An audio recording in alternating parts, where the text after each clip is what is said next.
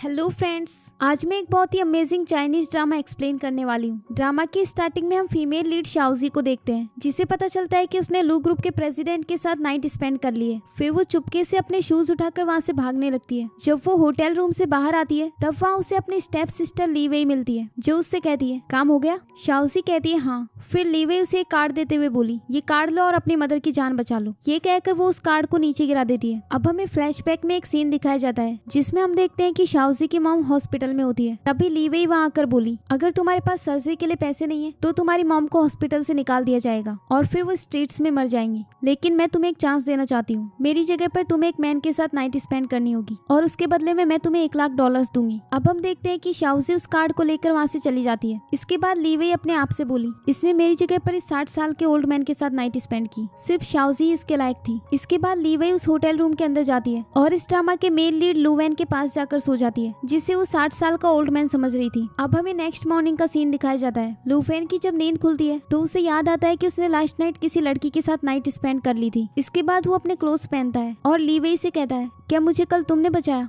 फिर वो उसे अपना कार्ड देकर बोला, मैं तुम्हें रीपे करूंगा। उस कार्ड पर ली वेई उसका नाम देखती है और अपने आप से कहती है, ये तो लू ग्रुप का प्रेसिडेंट है। इसका मतलब शाओजी ने गलती से कल रात इसके साथ नाइट स्पेंड कर ली। अगर ऐसा है तो अब मुझे उस ओल्ड मैन के साथ फ्लर्टिंग नहीं करनी पड़ेगी। अगले सीन में हम शाओजी को देखते हैं जो डॉक्टर से बोली, मेरी मॉम अब कैसी है? डॉक्टर कहता है, उनकी सर्जरी सक्सेसफुल हुई, अब उन्हें बस अच्छे से रेस्ट करने की जरूरत है। ये कहकर डॉक्टर वहाँ से चला गया। इसके बाद शाओजी रोते हुए अपने आप से बोली, मॉम मैं आपको बचाने के लिए कुछ भी कर सकती हूँ। अब हमें कुछ साल बाद का सीन दिखाया जाता है जहाँ हम शाओजी के 2 बच्चों को देखते हैं जिनका नाम है यी चेंग और याओ याओ। तभी वहाँ शाओजी का एक फ्रेंड जियांग आता है जो उससे कहता है, क्या तुम सच में चाइना वापस जा रही हो? शाओजी कहती है हाँ, 5 साल हो चुके हैं, अब मुझे वापस जाना होगा। इसके बाद वो अपने मन में बोली, मेरे और ली वेई के बीच जो कॉन्ट्रैक्ट हुआ था वो खत्म हो चुका है। फिर वो अपने बच्चों से कहती है, चलो अपने अडॉप्टिव फादर को गुड बाय कहो। फिर वो दोनों जियांग को गुड बाय कहकर चले जाते हैं। अगले सीन में शाओजी चाइना वापस आती है और अपने बच्चों से कहती है, मैंने तुम दोनों के लिए एक बहुत बड़ा घर खरीदा है, देखती हूँ वो तुम दोनों को पसंद आता है या नहीं। इस पर याओ याओ बोली, अगर मैं आप दोनों के साथ रहूंगी तो मुझे वो डेफिनेटली पसंद आएगा। तभी शाओजी के पास एक मैसेज आता है जिसमें लिखा हुआ था कि तुम्हारा पर्सनल ज्वेलरी एग्जीबिशन चाइना में बहुत सक्सेसफुल रहा, क्या तुम इस एग्जीबिशन को देखने के लिए नहीं आने वाली? इस पर शाओजी रिप्लाई में कहती है, मैं अपने बच्चों के साथ अभी अभी चाइना वापस आई हूँ, वो बहुत थक गए हैं तो पहले मैं उन्हें घर लेकर जाऊंगी। ये कहकर वो उन्हें वहाँ से ले जाती है। अगले सीन में हम ली वेई को देखते हैं जो एयरपोर्ट पर एक आना नाम की डिजाइनर को पिकअप करने के लिए आई थी और फिर गुस्से में अपने असिस्टेंट से कहती है, मैं पर्सनली उसे यहाँ पिकअप करने के लिए आई, लेकिन फिर भी उससे नहीं मिल सकी। तो असिस्टेंट बोली, हो सकता है वो हमें बिना नोटिस किए हुए चली गई हो, आफ्टर ऑल हमें पता नहीं कि वो कैसी दिखती है। इस पर ली वेई कहती है, तुमने तो कहा था कि जब वो ये बोर्ड देखेगी तब हमसे मिलेगी, लेकिन ये आइडिया तो बेकार निकला। ये कहकर वो उस बोर्ड को फेंक देती है और फिर अपने मन में कहने लगी, इतने साल में मैंने ज्वेलरी डिजाइन वर्ल्ड में काफी अच्छी पोजीशन प्राप्त कर ली है क्योंकि मेरे पास लू ग्रुप का सपोर्ट था। लेकिन इसके अलावा एक और रीजन है, मैंने आना की डिजाइन कॉपी किए, लेकिन किसी की डिजाइन कॉपी करना एक लॉन्ग टर्म प्लान नहीं है। मुझे किसी तरह आना का ऑफिस ज्वाइन करना होगा, उसके बाद ही मैं सिक्योर हो सकती हूँ। अगर मैं उससे एयरपोर्ट पर ना मिल सकी तो क्या हुआ, मैं उसके एग्जीबिशन में जाकर उसका वेट करूंगी। तभी वो अपने सामने शाओजी को देखती है और उससे गुस्से में कहती है, शाओजी तुम यहाँ क्या कर रही हो? तुम तो अब्रॉड में थी ना, तो फिर वापस क्यों आ गई? बाय द वे तुम्हारी मदर ठीक है या फिर मर गई? इस पर शाओजी कहती है, हमें मिले हुए 5 साल हो चुके हैं, फिर भी अभी तक तुम्हें सही से बात करना नहीं आया। तभी यी चेंग कहता है, मॉम ये लड़की कौन है? उसे देखकर ली वेई अपने मन में बोली, ये बच्चा बिल्कुल लू वैन जैसा क्यों दिखता है, कहीं ये दोनों उसी के बच्चे तो नहीं? इसके बाद शाओजी उन दोनों से बोली, ये एक अच्छी लड़की नहीं है और मैं इसे नहीं जानती। इसके बाद वो उन्हें वहाँ से ले जाती है और फिर ली वेई कहने लगी, इनकी एज तो 5 साल लग रही है, 5 साल पहले ही तो शाओजी ने लू वैन के साथ नाइट स्पेंड की थी। अगले सीन में यी चेंग अपनी मॉम से कहता है, मॉम वो बुरी लड़की आपको बुली किया करती थी क्या? ये सुनकर शाओजी अपने मन में कहती है, ली वेई से मिलते ही इसने ये बात नोटिस भी कर ली। इसके बाद वो उससे कहती है, नहीं, मैंने कभी भी किसी को अपने आप को बुली नहीं करने दिया। फिर यी चेंग अपने मन में बोला, मॉम को तो झूठ भी बोलना नहीं आता, लेकिन मुझे पागल बनाना इतना आसान नहीं है। उसने मेरी मॉम को बुली किया है ना, नेक्स्ट टाइम जब उससे मिलूंगा तो उससे अच्छे से सबक सिखाऊंगा। अगले सीन में शाओजी एग्जीबिशन में जा रही होती है, तभी वो सामने लू वैन को आते हुए देखती है जिसको काफी चोट आई हुई थी। कुछ लोग उसका पीछा कर रहे थे तो शाओजी उसे बचाने के लिए अपने साथ ले जाती है और वो दोनों एक जगह पर जाकर छुप जाते हैं। अब हम देखते हैं कि कुछ लोग उसे चाकू लेकर ढूंढ रहे थे, फिर वो उसे ढूंढने के लिए कहीं और चले जाते हैं। इसके बाद लू वैन उससे बोला, यहाँ से जाने के बाद तुमने जो भी देखा इस बारे में किसी को मत बताना। ये कहकर वो जाने लगता है, लेकिन तभी वो शाओजी के ऊपर गिर जाता है। अगले सीन में वो उसे लेकर हॉस्पिटल में आई होती है और फिर अपनी फ्रेंड लिन लिन के पास कॉल करके कहती है, आज मैं एग्जीबिशन में नहीं आ पाऊंगी क्योंकि मुझे कुछ इंपॉर्टेंट काम आ गया। तो प्लीज एग्जीबिशन को तुम संभाल लेना। इस पर लिन लिन कहती है ठीक है तुम उसकी फिक्र मत करो, आफ्टर ऑल हम इतने क्लोज फ्रेंड्स हैं, मैं तुम्हारे लिए इतना तो कर ही सकती हूँ। तभी वहाँ डॉक्टर आता है तो शाओजी बोली अब वो कैसा है? डॉक्टर बोला वो ठीक है और आप उनसे मिल सकती है। इसके बाद शाओजी उससे मिलने के लिए जाती है और फिर अपने मन में कहती है कुछ लोग चाकू लेकर इसका पीछा कर रहे थे, कहीं ये जेल से भागकर तो नहीं आया,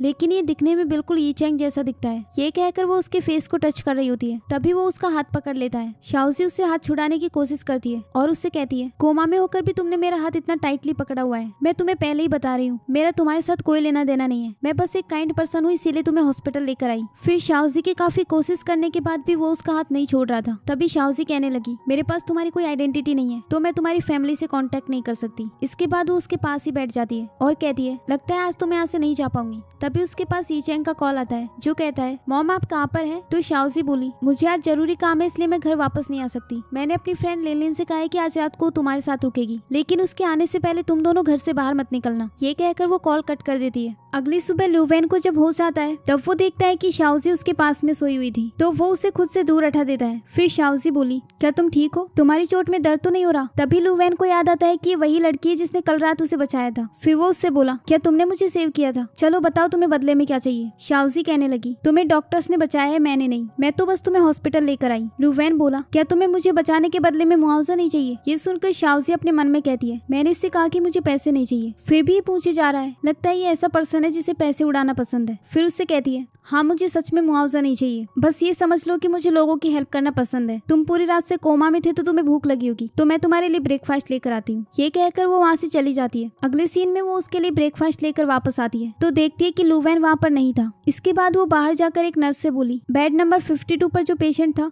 वो कहाँ गया? तो नर्स कहती है वो तो ऑलरेडी डिस्चार्ज हो चुका है। ये सुनकर शाओजी अपने आप से कहती है कितना वियर्ड पर्सन था, और इसके बाद वो भी वहाँ से चली गई। वहीं दूसरी ओर हम लुवेन को देखते हैं जो अपनी कंपनी में वापस चला गया था और वहाँ बैठे हुए लोगों से कहता है तुम सब लोग यहाँ मीटिंग क्यों कर रहे हो? इस पर एक एम्प्लॉय बोला हमने सुना कि आप किडनैप हो गए थे और आपको इंजरी भी आई थी, लेकिन आप तो कंपनी को विजिट करने आ गए। फिर उसका अंकल कहता है ग्रैंडसन तुम ठीक तो हो ना? लुवेन कहता है हाँ। फिर वो लोग बातें करने लगते हैं कि मिस्टर लू तो बिल्कुल ठीक लग रहे हैं, फिर ये फेक न्यूज किसने फैलाई कि इनको इंजरी आई है? तभी लुवेन उनसे बोला आप लोग देख सकते हैं कि मैं बिल्कुल ठीक हूँ, तो सब लोग काम पर वापस जाओ। इसके बाद सभी लोग वहाँ से उठकर चले जाते हैं। अब हम देखते हैं कि लुवेन की चोट में पेन हो रहा था। फिर वो अपने असिस्टेंट से कहता है जाकर इन्वेस्टिगेशन करो कि मेरी किडनैपिंग के पीछे मास्टरमाइंड कौन था, और हाँ उस लड़की का भी पता लगाओ जिसने मेरी लाइफ सेव की है, उसे $1 मिलियन ट्रांसफर कर दो। असिस्टेंट इसके लिए हाँ कहकर वहाँ से चला गया। अगले सीन में शाओजी अपने बच्चों को लेकर बाहर आई होती है और उनसे कहती है कुछ दिनों से मैं काम में बिजी थी इसलिए तुम दोनों के साथ टाइम स्पेंड नहीं किया, आज बड़ी मुश्किल से मुझे टाइम मिला है, तो बताओ तुम क्या करना चाहते हो? इस पर याओ याओ कहती है मम्मा मुझे गेम खेलना है। फिर वो यी चैंग से पूछती है और तुम क्या करना चाहते हो? तभी यी चैंग अपने सामने ली वेई को जाते हुए देखता है और अपने मन में कहता है ये तो वही लड़की है जिसने लास्ट टाइम मम्मा को बुली किया था। फिर वो अपनी मॉम से बोला मॉम मेरा कोई प्लान नहीं है, आप बस याओ याओ के साथ खेलो। इसके बाद वो याओ याओ के साथ वहाँ पर गेम खेलने लगती है। तभी यी चैंग अपनी मॉम से बोला मम्मा मुझे टॉयलेट जाना है। शाओजी कहती है चलो मैं ले चलती हूँ, लेकिन यी चैंग कहने लगा इसकी जरूरत नहीं, मैं जब यहाँ आ रहा था तब मैंने टॉयलेट देखा था, तो मैं वहाँ अकेले चला जाऊंगा।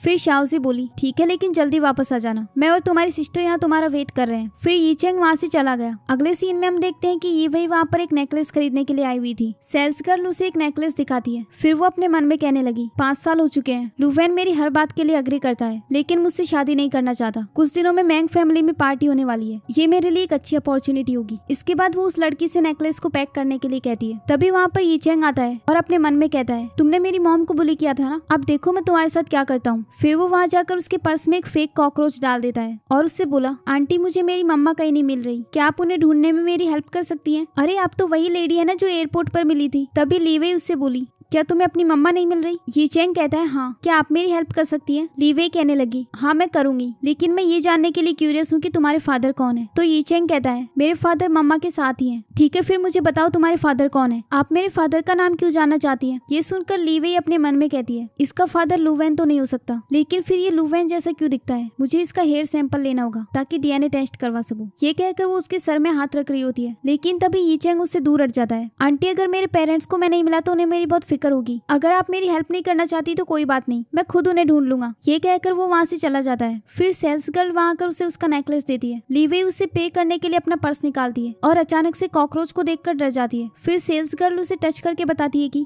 ये फेक है। ये सुनने के बाद लीवे को समझ आता है कि ये फेक कॉकरोच उसी बच्चे ने उसके बैग में रखा है। फिर वो गुस्से में कहती है उसकी हिम्मत कैसे हुई मेरे साथ ऐसा करने की। वहीं दूसरी ओर यीचेंग भागते हुए वहाँ से जा रहा होता है और फिर अपने आप से कहता है वो आंटी ट्रिक्स यूज करके मेरे फादर का नाम जानना चाहती थी। यहाँ तो मुझे खुद नहीं पता कि मेरे फादर कौन है। इसके बाद वो पास में टॉयलेट देखता है और अपने आप से बोला मैंने मॉम से कहा था कि मैं टॉयलेट जा रहा हूँ, तो अब मुझे टॉयलेट जाना होगा ताकि ऐसा ना लगे कि मैंने झूठ बोला है। ये कहकर वो वॉशरूम में चला जाता है। वहीं दूसरी ओर लुवेन भी उसी वॉशरूम में था। उसका असिस्टेंट उसे बता रहा होता है कि मुझे वो लड़की कहीं नहीं मिली। मैंने हॉस्पिटल में जाकर पूछा तो उन्होंने बताया कि आपके जाने के कुछ टाइम बाद ही वो वहाँ से चली गई थी। ये कहकर वो कॉल कट कर देता है। तभी वहाँ पर यीचेंग आ जाता है। वो दोनों सेम तरीके से हैंड वॉश करके अपने बाल ठीक करने लगते हैं और फिर दोनों एक दूसरे से कहते हैं तुम मुझे कॉपी कर रहे हो। लुवेन बोला तुमने जानबूझकर किया ना। फिर अपने मन में कहता है ये बच्चा मेरे जैसा क्यों लग रहा है। तभी यीचेंग उसे डैडी कहकर हक कर लेता है। डैडी फाइनली मैंने आपको ढूंढ लिया। लुवेन कहता है तुम मुझे गलत पर्सन समझ रहे हो, मैं तुम्हारा फादर नहीं हूँ। डैडी आपने मुझे पहचाना नहीं, मैं यीचेंग हूँ। मेरी सिस्टर और मैं आपको बहुत मिस करते हैं। ये सुनकर लुवेन अपने मन में कहता है मुझे इस बच्चे के साथ इतना क्लोज फील क्यों हो रहा है। ये मेरा बच्चा तो नहीं हो सकता क्योंकि मैंने तो सिर्फ लीवे के साथ नाइट स्पेंड की थी और वो 5 साल से मेरे सामने है। उसके अलावा तो मैं किसी अदर वुमेन से मिला भी नहीं। फिर वो यीचेंग से कहता है तुम जरूर मुझे गलत पर्सन समझ रहे हो। अच्छा ये बताओ तुम्हारे पेरेंट्स कहाँ पर है, मैं उन्हें ढूंढने में तुम्हारी हेल्प करूंगा। इस पर यीचेंग कहता है मेरी मॉम ने मुझे कभी नहीं बताया कि मेरे फादर कौन है, लेकिन कोई बात नहीं डैडी, मैं आपको फॉलो करूंगा।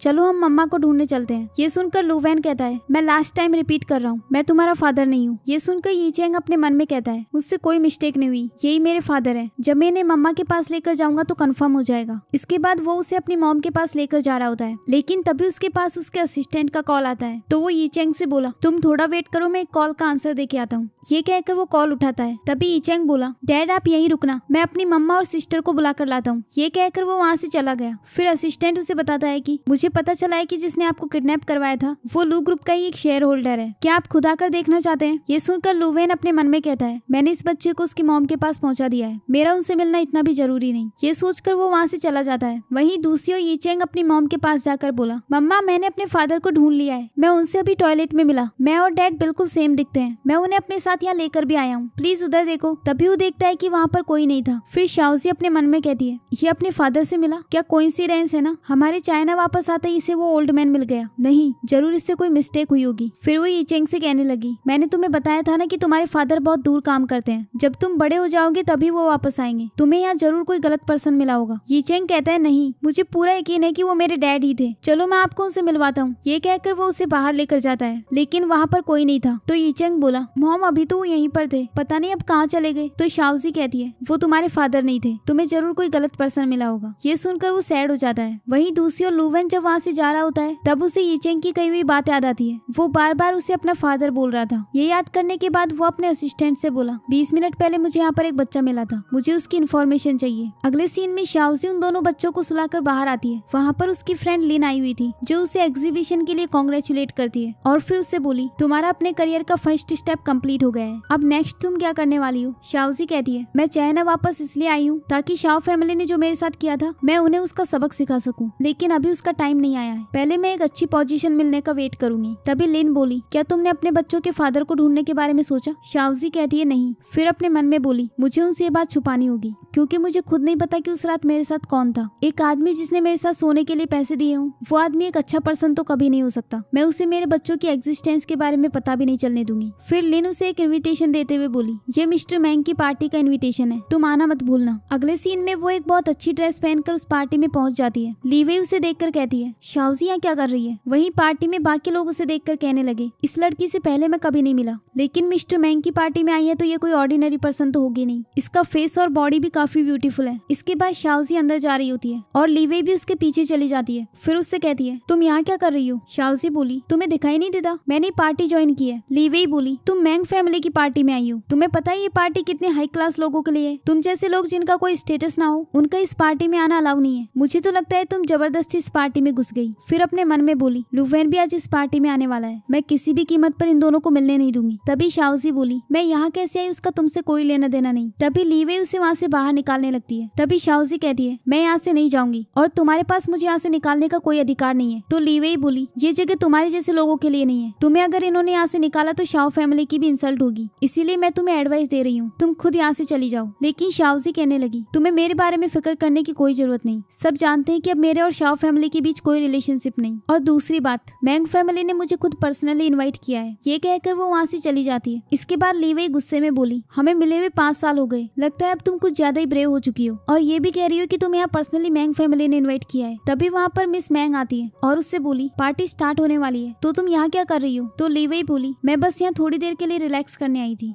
बाय द वे, आपने जो रिंग पहनी हुई है वो काफी एक्सपेंसिव लग रही है। इस पर मिस मैंग बोली, हाँ ये हमारी एंशिएंट रिंग है, मुझे बहुत पसंद थी तो मैंने अपने ग्रैंडफादर से इसे मांग लिया। तभी एक वेटर वहाँ आकर कहता है, मिस मैंग सब लोग आपका हॉल में वेट कर रहे हैं। ये सुनकर मिस मैंग वहाँ से चली जाती है। इसके बाद लीवे अपने आप से बोली, तुम्हारी ये प्रीसियस रिंग अगर खो गई तो डेफिनेटली इस पार्टी में ट्रबल हो जाएगी। शाओजी तुम खुद यहाँ से नहीं जाना चाहती ना? अब देखो ये लोग तुम्हें कैसे धक्के मारकर यहाँ से बाहर निकालते हैं। अगले सीन में हम देखते हैं कि शाओजी के पास उसके मास्टर का कॉल आता है, जो उससे कहते हैं, आना क्या तुम मैंग फैमिली की पार्टी में गई हो? शाओजी कहती है, हाँ मिस्टर मैंग आपके काफी क्लोज फ्रेंड है, इसीलिए उन्होंने मुझे स्पेशली इस पार्टी के लिए इन्विटेशन भेजा। इसके बाद वो कॉल कट कर देती है। फिर उसे फ्लैशबैक में एक सीन याद आता है जिसमें उसके डैड उसे धक्का मारकर कहते हैं, मुझे डैडी बुलाने की जरूरत नहीं है, मैं तुम्हारी मॉम से डिवोर्स ले चुका हूँ, अब से तुम और तुम्हारी मॉम मरो या जियो उससे मुझे कोई फर्क नहीं पड़ता। शाओजी उनसे रिक्वेस्ट करते हुए बोली, डैड प्लीज मेरी मॉम की जान बचा लो, वो भी तो कभी आपकी वाइफ हुआ करती थी। लेकिन उसके डैड बोले, अब सिर्फ लीवे की मॉम मेरी वाइफ है और हम तीनों एक हैप्पी फैमिली है। ये कहकर वो उसे किक मार देते हैं और फिर अंदर चले गए। ये याद करने के बाद शाओजी अपने मन में बोली, मेरी शाओ फैमिली के साथ सिर्फ एक ही रिलेशनशिप है और वो है दुश्मनी की। शाओ फैमिली ने हमारे साथ जो किया था, एक ना एक दिन उन्हें इसकी कीमत चुकानी होगी। तभी वो वहाँ पर लीवे को देखती है, जो एक वेटर से कहती है, तुम वो रिंग ले आई? तो वेटर उसे वो रिंग निकाल कर देती है। फिर हमें फ्लैशबैक में एक सीन दिखाया जाता है जिसमें मिस मैंग वॉशरूम में अपने हैंड वॉश कर रही होती है, जिसके लिए वो उस रिंग को निकाल कर साइड में रख देती है। तभी वो वेटर उस रिंग को वहाँ से उठाकर ले जाती है। अब हम देखते हैं कि लीवे उससे उस रिंग को लेती है और उसके बदले में उसे पैसे दे देती है, जिन्हें लेकर वेटर वहाँ से चली गई। ये सब सुनकर शाओजी कहती है, लीवे मैं भी देखना चाहती हूँ कि आखिर तुम क्या करने वाली हो।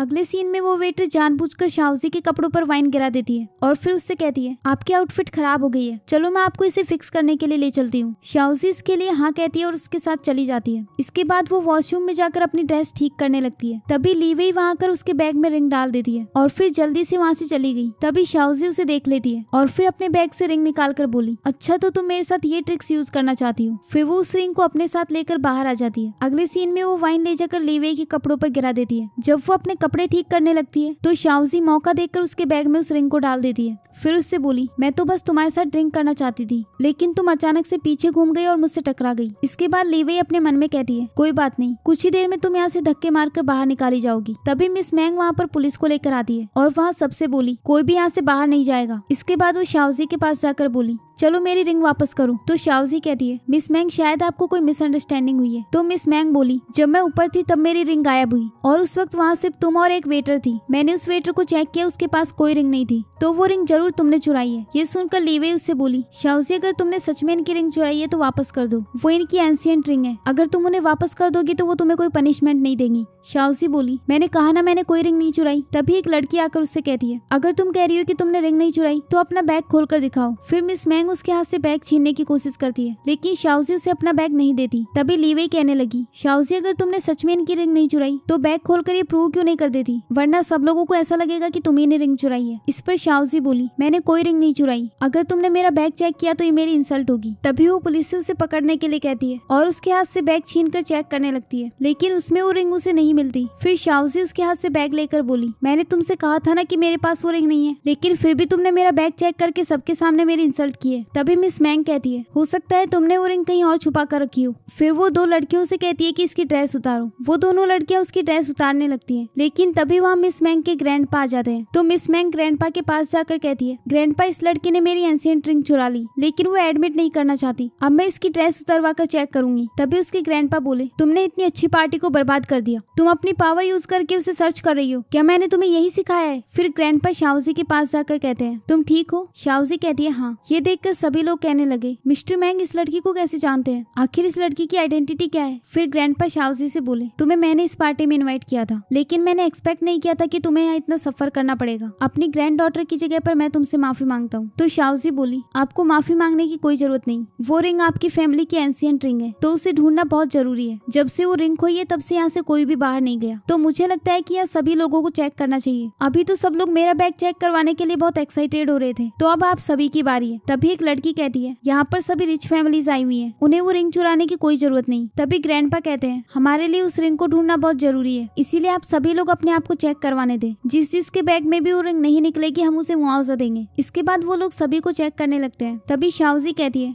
लिनवेई को अभी तक किसी ने चेक नहीं किया। ये सुनकर लीवेई अपने मन में कहती है, मैंने वो रिंग शाओजी के बैग में रखी थी, लेकिन वो उसके पास नहीं है, तो फिर वो कहाँ गई। फिर उसे याद आता है कि शाओजी ने उसके ऊपर वाइन गिराई थी और वो समझ जाती है कि अब वो रिंग उसी के बैग में है। इसके बाद एक पुलिस ऑफिसर उससे बैग चेक करने के लिए कहता है, लेकिन लीवेई कहती है, मेरे बैग में कुछ पर्सनल चीजें हैं, तो यहाँ सभी के सामने इसे ओपन करना सही नहीं होगा। तभी शाओजी उससे बोली, अगर तुमने अपना बैग चेक नहीं करवाया तो सभी लोग तुम पर शक करेंगे। अब तुम खुद अपनी कई बातों से मुकर रही हो। फिर मिस मैंग उससे कहती है, अगर तुम नहीं चाहती कि सभी लोग तुम्हारा बैग देखें तो फिर तुम मुझे चेक करने दो। लेकिन लीवेई कहती है, मैंने कहा ना इस बैग को यहाँ खोलना सही नहीं होगा, और वैसे भी उस वक्त मैं तो ऊपर थी ही नहीं, तो मैं कैसे वो रिंग चुरा सकती हूँ। फिर ग्रैंडपा उससे गुस्से में कहते हैं, अगर तुम्हारी नजरों में मैंग फैमिली की कोई इज्जत नहीं तो हमें क्रूर बनने के लिए ब्लेम मत करना। फिर वो उसका बैग छीन लेते हैं, लेकिन तभी वहाँ पर लू वैन आ जाता है और उनसे कहता है, सॉरी मैं आने में लेट हो गया। तभी उसे देखकर सभी लोग कहने लगे, क्या ये यहाँ पर लीवेई को सपोर्ट करने आए? मैंने तो सुना है कि लीवेई इनकी गर्लफ्रेंड है। अब देखते हैं मैंग फैमिली में इतनी हिम्मत है या नहीं कि वो लीवेई का बैग चेक करे, क्योंकि मिस्टर लू यहाँ के सबसे रिचेस्ट पर्सन है। मैंग फैमिली को इनकी रिस्पेक्ट करनी होगी। इसके बाद लीवेई लू वैन के पास जाकर कहती है, मिस मैंग की रिंग चोरी हो गई है और सभी लोग मुझे चोर समझ रहे हैं। एक लड़की मुझसे अपना बैग चेक करवाना चाहती है। ये सुनकर लू वैन बोला, कौन है वो लड़की? तो वो शाओजी की तरफ इशारा करती है। लू वैन उसे देखकर पहचान जाता है और फिर उसकी तरफ स्माइल करता है। फिर उसके पास आकर बोला, हम फिर से मिल गए? शाओजी कहती है, हाँ, मैंने भी एक्सपेक्ट नहीं किया था कि हम दोनों इतनी जल्दी दोबारा मिलेंगे, और वो भी ऐसी सिचुएशन में। लगता है आप यहाँ पर मिस लीवेई को प्रोटेक्ट करने आए हैं। यहाँ सभी लोगों ने अपना अपना बैग चेक करवाया है, लेकिन मिस लीवेई ने अपना बैग चेक करवाने से इनकार कर दिया। ये सुनकर लीवेई कहती है, लेकिन मैंने उसकी रिंग नहीं चुराई, मेरे बैग में कुछ पर्सनल सामान है, इसीलिए मैंने अपना बैग चेक करने से मना किया। तभी लू वैन बोला, मिस मैंग ने यहाँ सभी का बैग चेक किया है, तो तुम्हें भी एक्सेप्ट करना चाहिए। अगर तुमने वो रिंग नहीं चुराई तो तुम्हें डरने की कोई जरूरत नहीं। ये सुनकर शाओजी अपने मन में कहती है, ये तो लीवेई की हेल्प नहीं कर रहा, फिर लोग ये क्यों कह रहे हैं कि लीवेई इसकी गर्लफ्रेंड है। फिर मिस मैंग लीवेई के पास आकर बोली, क्या अब तुम अपना बैग दोगी? ये सुनकर लीवेई वहाँ से भागने लगती है, लेकिन लू वैन उसे पकड़ लेता है। उसके हाथ से वो बैग नीचे गिर जाता है, तो मिस मैंग उसके बैग से रिंग निकाल लेती है और फिर बोली, लीवेई तुम ही चोर हो। ये सुनकर सभी लोग कहने लगे, इसने खुद ही रिंग चुराई थी और दूसरों पर इल्जाम लगा रही थी, हमने सोचा नहीं था कि ऐसी पर्सन होगी। तभी लीवेई बोली, मैंने ये रिंग नहीं चुराई, मुझे नहीं पता ये मेरे बैग में कहाँ से आई। लू वैन प्लीज तुम मेरी बात सुनो, मैं कभी चोरी नहीं करती, जरूर कोई जानबूझकर मुझे फंसाना चाहता है। तभी लू वैन उसे दूर हटाकर बोला, ये बात मुझे नहीं, मिस मैंग को एक्सप्लेन करो। तभी मिस मैंग कहती है, पहले तुमने अपना बैग चेक नहीं करने दिया और फिर भागना चाहती थी, अब तुम चाहती हो कि मैं तुम पर ट्रस्ट करूं।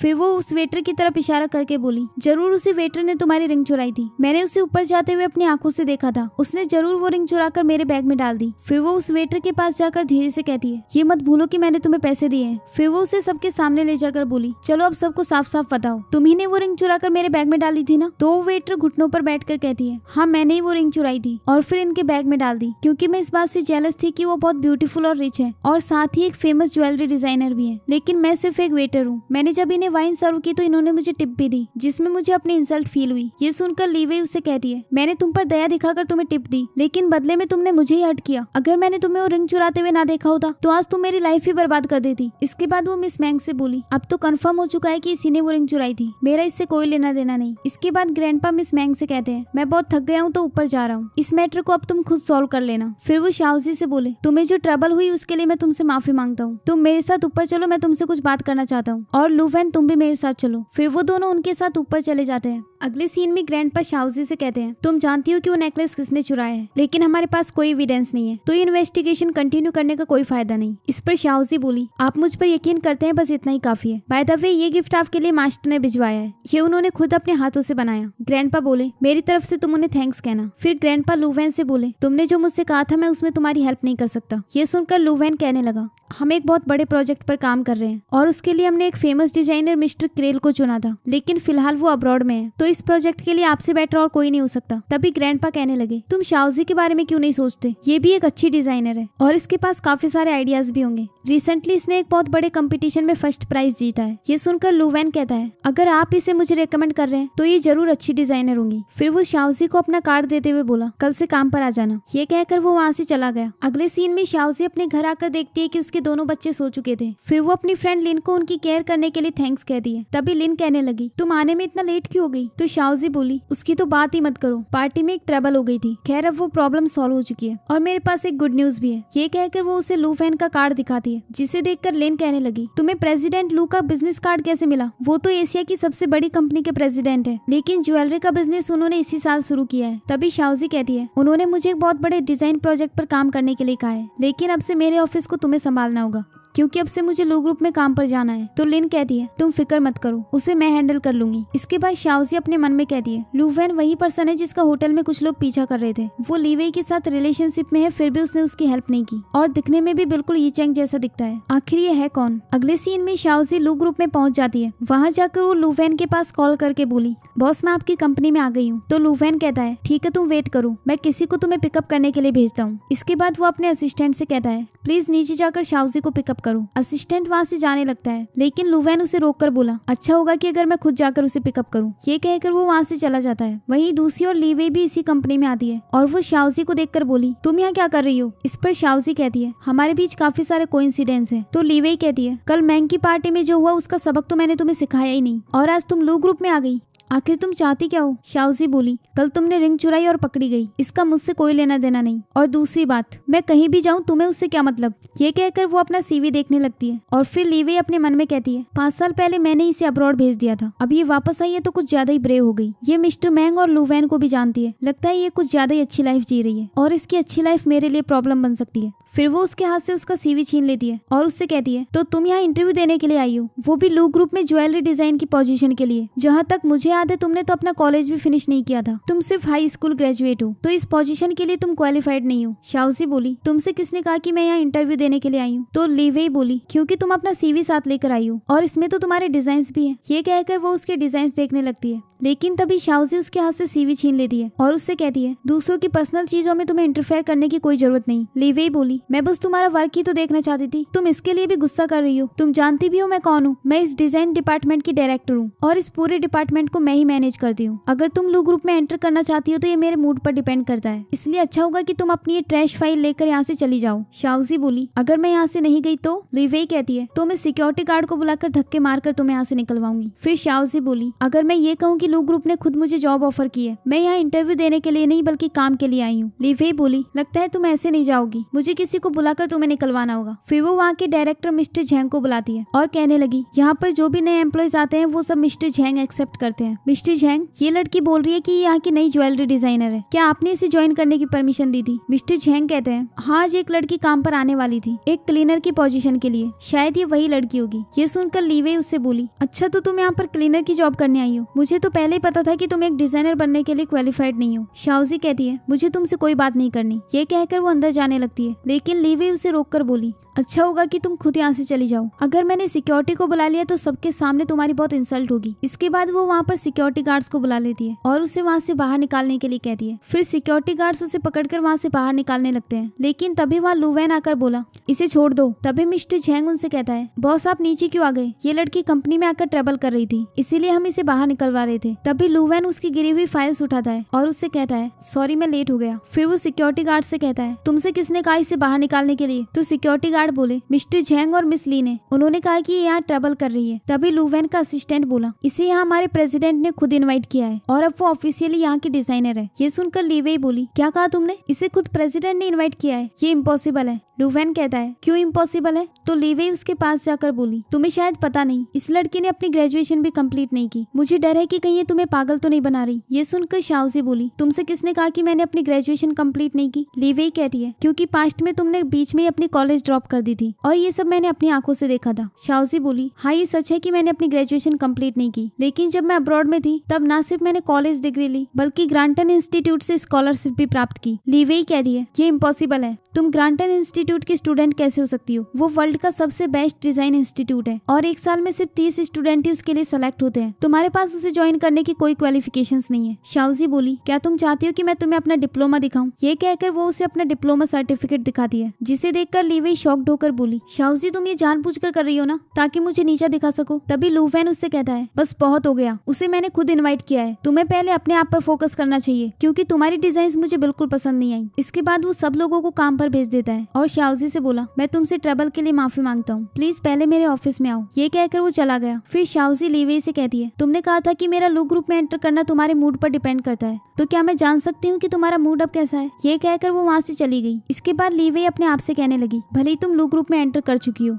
लेकिन अभी भी तुम मेरे अंडर में काम करोगी, मैं तुम्हें ट्रीट करने का कोई रास्ता ढूंढती हूँ। अगले सीन में शाओजी लू वैन के ऑफिस में जाती है तो लू वैन उससे कहता है, अभी जो हुआ उसके लिए सॉरी। तो शाओजी कहती है, ये बस एक मिसअंडरस्टैंडिंग थी, मुझे उसका बिल्कुल बुरा नहीं लगा। तो लू वैन कहता है, मैंने तुम्हें लू ग्रुप में इन्वाइट किया है तो मैं तुम्हें सफर नहीं करने दे सकता, अगर दोबारा लू ग्रुप में कोई तुम्हें परेशान करे तो मुझे रिपोर्ट कर देना, ली वेई तुम्हें कंट्रोल नहीं कर सकती। इस पर शाओजी उसे थैंक्स कहती है और उसे अपने डिजाइन दिखाती है, जिसे देखकर लू वैन बोला, क्या ये डिजाइन तुमने बनाए हैं? शाओजी कहती है, हाँ कोई प्रॉब्लम है? लू वैन बोला, कोई प्रॉब्लम नहीं, ये डिजाइन उससे भी अच्छे हैं जितना मैंने सोचा था, तुम्हें मिस्टर मैंग ने इंट्रोड्यूस करवाया और तुम काफी यंग हो तो इस प्रोजेक्ट को तुम अच्छे से हैंडल कर सकती हो, अब मुझे काफी सिक्योर फील हो रहा है। शाओजी बोली, मुझे यकीन है कि मैं इस प्रोजेक्ट को सक्सेसफुली कंप्लीट कर सकती हूँ, लेकिन मैंने अभी अभी ये कंपनी ज्वाइन की है और ये एक बहुत बड़ा प्रोजेक्ट है, तो हम लोगों को कैसे कन्विंस करेंगे, इसलिए आप मुझे 1 मंथ का टाइम दीजिए, मैं इसके लिए डिजाइन बनाऊंगी और अगर आपको पसंद आए तो आप मुझे इस प्रोजेक्ट की इंचार्ज बना सकते हैं। इस पर लू वैन बोला, ठीक है, जैसा तुम कह रही हो वैसा ही करते हैं, ये इस प्रोजेक्ट की फाइल है। उसे लेकर शाओजी उसे थैंक्स कहती है। फिर वो अपने असिस्टेंट से बोला, मिस शाओजी को डिजाइन डिपार्टमेंट में लेकर जाओ और इनके लिए सब कुछ अरेंज करो। वहीं दूसरी ओर हम ली वेई को देखते हैं जो अपने मन में कहती है, शाओजी को लू वैन के ऑफिस में गए हुए काफी टाइम हो गया और वो अभी तक वापस नहीं आई। तभी असिस्टेंट वहाँ पर शाओजी को लेकर आता है और उन सभी लोगों से कहता है, थोड़ी देर के लिए सब लोग काम करना बंद करो, मैं तुम्हें तुम्हारी नई कलीग से मिलवाता हूँ, ये हमारी नई डिजाइनर है शाओजी और अब से ये भी तुम लोगों के साथ काम करेगी। ये सुनकर सभी लोग बात करने लगते हैं कि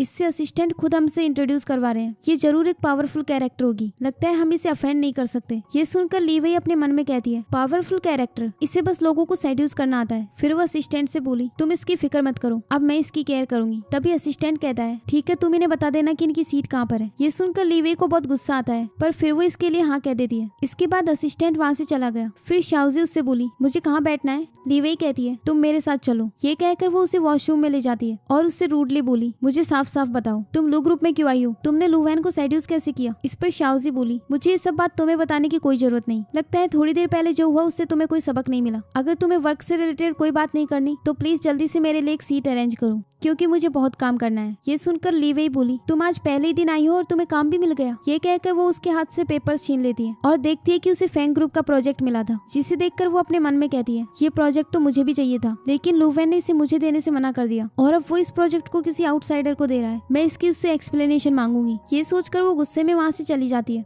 जब वो लू वैन के ऑफिस में जाती है तो असिस्टेंट को बातें करते हुए सुनती है जो लू वैन से कह रहा था, ये उस बच्चे की इन्फॉर्मेशन है जो लास्ट टाइम आपको शॉपिंग सेंटर में मिला था। ये सुनकर ली वेई अपने मन में कहती है, इससे शॉपिंग सेंटर में कौन सा बच्चा मिला था? तभी उसे फ्लैशबैक में यी चैंग के बारे में याद आता है, वो भी उसे उसी शॉपिंग सेंटर में मिला था। ये याद करके वो अपने मन में कहती है, क्या इससे शाओजी का बेटा मिला था? वही लू वैन उस बच्चे की इन्फॉर्मेशन देखकर बोला, क्या इसकी यंगर सिस्टर भी है? असिस्टेंट कहता है, हाँ, वो दोनों ट्विंस हैं, उसकी सिस्टर का नाम याओ याओ है और वो दोनों अभी एक किंडरगार्टन में स्टडी करते हैं। ये सब सुनकर ली वेई अपने मन में कहती है, क्या कोइंसिडेंस है? लू वैन उस बच्चे से पहले ही मिल चुका है, अगर इसे डाउट हो गया तो ये डेफिनेटली इन्वेस्टिगेशन करवाएगा और उसे पता चल जाएगा कि वो दोनों बच्चे उसी के हैं। फिर लू वैन असिस्टेंट से कहता है, उस किंडरगार्टन के सभी बच्चों का टेस्ट करवाओ और जब उन दोनों का ब्लड सैंपल मिले तो उससे डीएनए टेस्ट करवाना। असिस्टेंट इसके लिए हाँ कहकर वहाँ से जाने लगता है। तभी ली वेई वहाँ से भाग जाती है और फिर अपने मन में कहती है, लू वैन उन दोनों बच्चों की इन्वेस्टिगेशन करवा रहा है, मुझे कोई रास्ता ढूंढना होगा। अगले सीन में शाओजी अपने दोनों बच्चों को पिकअप करने जाती है लेकिन याओ याओ बहुत रो रही होती है। तो शाओजी बोली, तुम रो क्यों रही हो? इस पर यी चैंग कहता है, आज किंडरगार्टन में सभी बच्चों का हेल्थ चेकअप हुआ था, उन्होंने हमारा ब्लड सैंपल लिया, उसकी वजह से याओ याओ डर गई थी।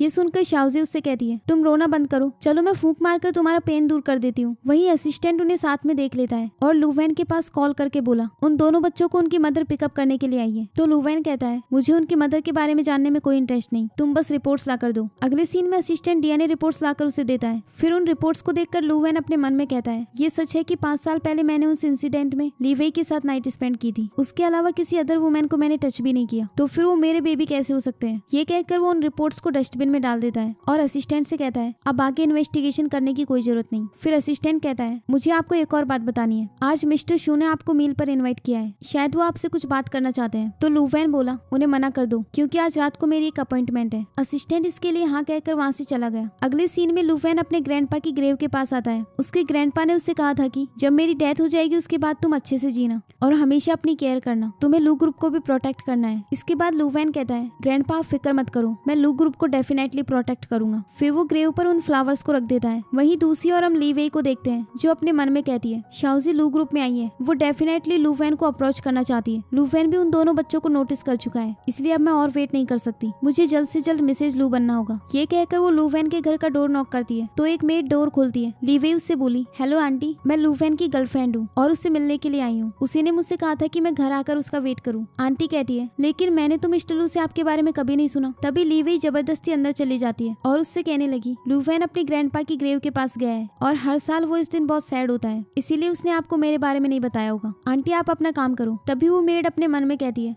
काफी कम लोगों को पता होता है कि आज उसके ग्रैंडपा की डेथ एनिवर्सरी है, तो हो सकता है ये सच में उसकी गर्लफ्रेंड हो। अगले सीन में लुवैन काफी ड्रिंक करके घर वापस आता है तो लीवेई उसके पास जाकर कहती है, लुवैन तुम वापस आ गए, क्या तुमने ड्रिंक कर रखी है? तो लुवैन बोला, तुम मेरे घर में क्या कर रही हो और तुम्हें अंदर किसने आने दिया? आंटी मैंने आपसे कहा था ना, जब मैं घर पर ना हूँ तो किसी को अंदर मत आने देना। तो वो मेड कहती है, इस लड़की ने कहा कि ये आपकी। तभी लीवेई उसे बीच में ही रोक कर बोली, लुवैन प्लीज तुम आंटी को ब्लेम मत करो, मैंने इनसे अंदर आने देने के लिए रिक्वेस्ट की थी। तो लुवैन बोला, अगर तुम्हें कोई बात करनी थी तो कंपनी में कर सकती थी, तुम्हें मेरे घर आने की क्या जरूरत थी? लीवेई बोली, आई एम सॉरी, लेकिन मुझे फिक्र हो रही थी इसीलिए मैं तुम्हारे घर आई। इस पर लुवैन बोला, लीवेई मैंने 5 साल पहले ही सब कुछ क्लियर कर दिया था, तुम्हें जो भी चाहिए, जो भी पोजीशन चाहिए वो सब मैं तुम्हें दूंगा, लेकिन लव इम्पॉसिबल है और मैं तुम्हें वार्न कर रहा हूँ, तुम अब अपनी लिमिट क्रॉस कर रही हो। लीवेई बोली, लुवैन मैं सच में तुम्हें लाइक करती हूँ, क्या तुम मुझे एक्सेप्ट नहीं कर सकते? तभी लुवैन उसे धक्का मारता है और उससे कहता है, अगर तुम अभी भी सेटिस्फाइड नहीं हो तो जब चाहो लू ग्रुप को छोड़कर जा सकती हो। ये कहकर वो अंदर चला गया। तभी उसे कुछ स्मेल आ रही होती है तो मेड उससे कहती है, ये उस लड़की के परफ्यूम की स्मेल है। इसके बाद लुवैन वहाँ से जाने लगता है और मेड से बोला, इस घर को क्लीन करवा देना क्योंकि क्लीन होने के बाद ही मैं वापस आऊंगा। अगले सीन में शाओजी अपने बच्चों को सुलाकर बाहर आती है तो उसकी फ्रेंड लिन उससे कहती है, मैं उनके सोने का ही वेट कर रही थी, मुझे अभी अभी मॉम का मैसेज आया इसलिए मुझे जाना होगा। लगता है मुझे भी तुम्हारी तरह जल्द से जल्द अपना घर खरीदना होगा ताकि मुझे फ्रीडम मिल सके। ये सुनकर शाओजी कहती है, तुम्हारी मॉम बहुत अच्छी है, काश मेरी मॉम भी मेरे साथ होती, लेकिन उन्हें मुझे अकेले अब्रॉड में छोड़कर आना पड़ा। इस पर लिन कहती है, तुम फिक्र मत करो, जब वो ठीक हो जाएंगी तब जल्द से जल्द यहाँ वापस आ जाएंगी। इसके बाद शाओजी उसे बाहर तक छोड़ने जाती है। वहीं दूसरी ओर हम लुवैन को देखते हैं जो उसी एरिया में आया हुआ था क्योंकि उसने वहाँ अपने लिए एक रूम बुक करवाया था। वहीं शाओजी अपनी फ्रेंड को छोड़कर वापस जा रही होती है और तभी वो एक पर्सन की आवाज सुनती है जो वॉमिट कर रहा था। फिर वो उसके पास जाकर उसे पैर से टच करने लगती है और अपने आप से कहती है, इसने कितनी ड्रिंक कर रखी है जो इसका ये हाल हो गया। तभी वो देखती है कि वो आदमी कोई और नहीं बल्कि उसका बॉस है। फिर वो उससे बोली, आप ड्रिंक करके यहाँ क्यों आए? तो लुवैन कहता है, मैं ठीक हूँ, तुम्हें मेरी हेल्प करने की कोई जरूरत नहीं, मेरा घर उधर है, मैं खुद वहाँ चला जाऊंगा। ये कहकर वो ऊपर जाने लगता है। तभी शाओजी उसकी हेल्प करने के लिए चली जाती है तो लुवैन कहता है, मैं अपने घर पहुँच गया।